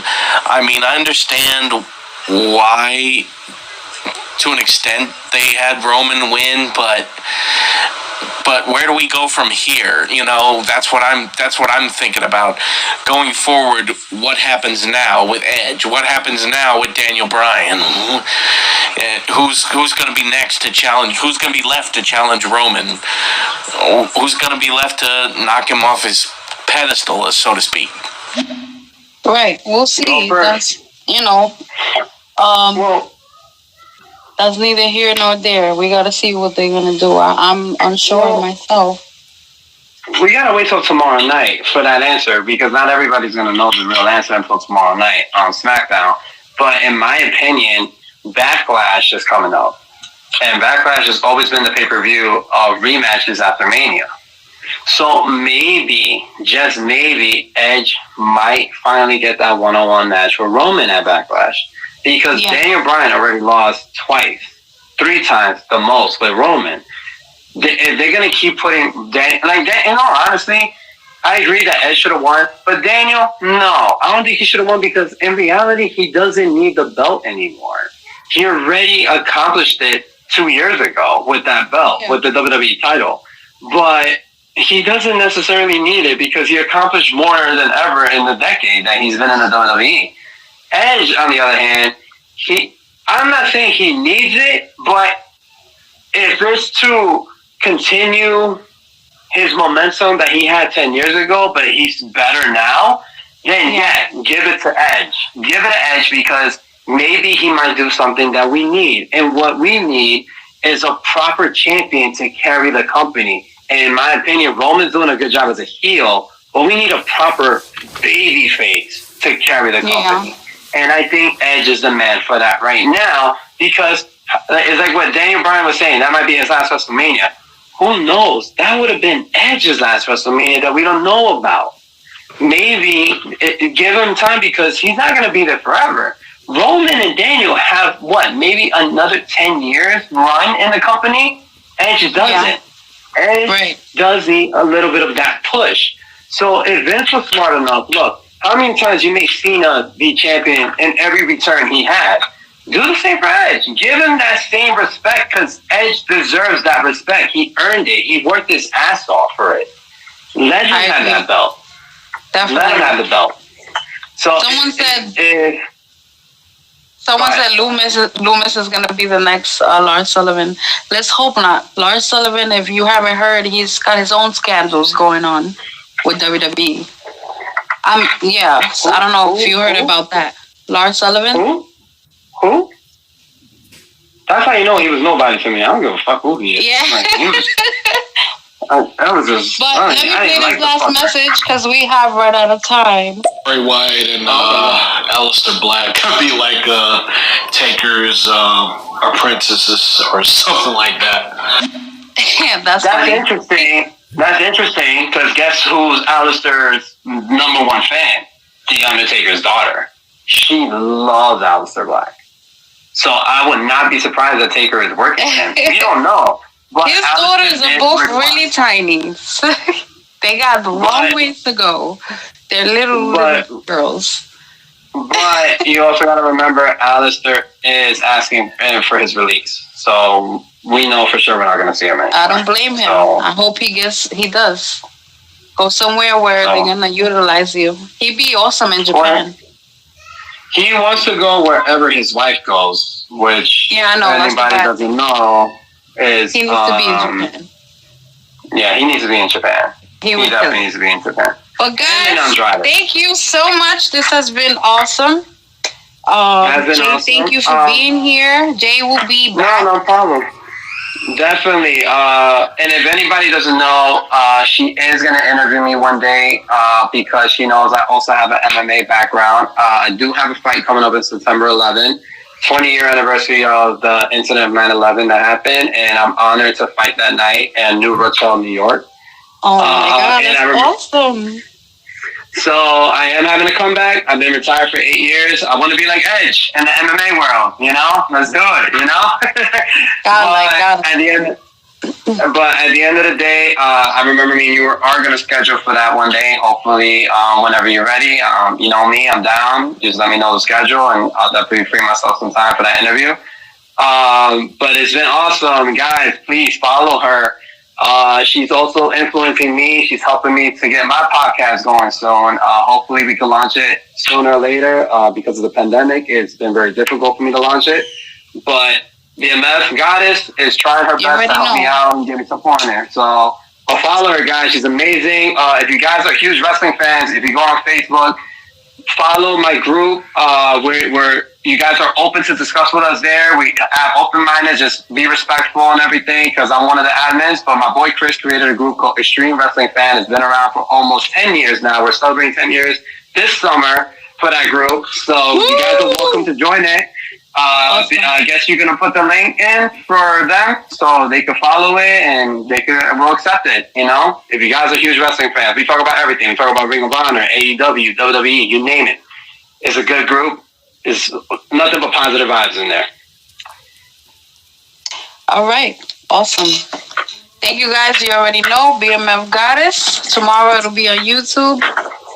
May the force be with y'all. May the force be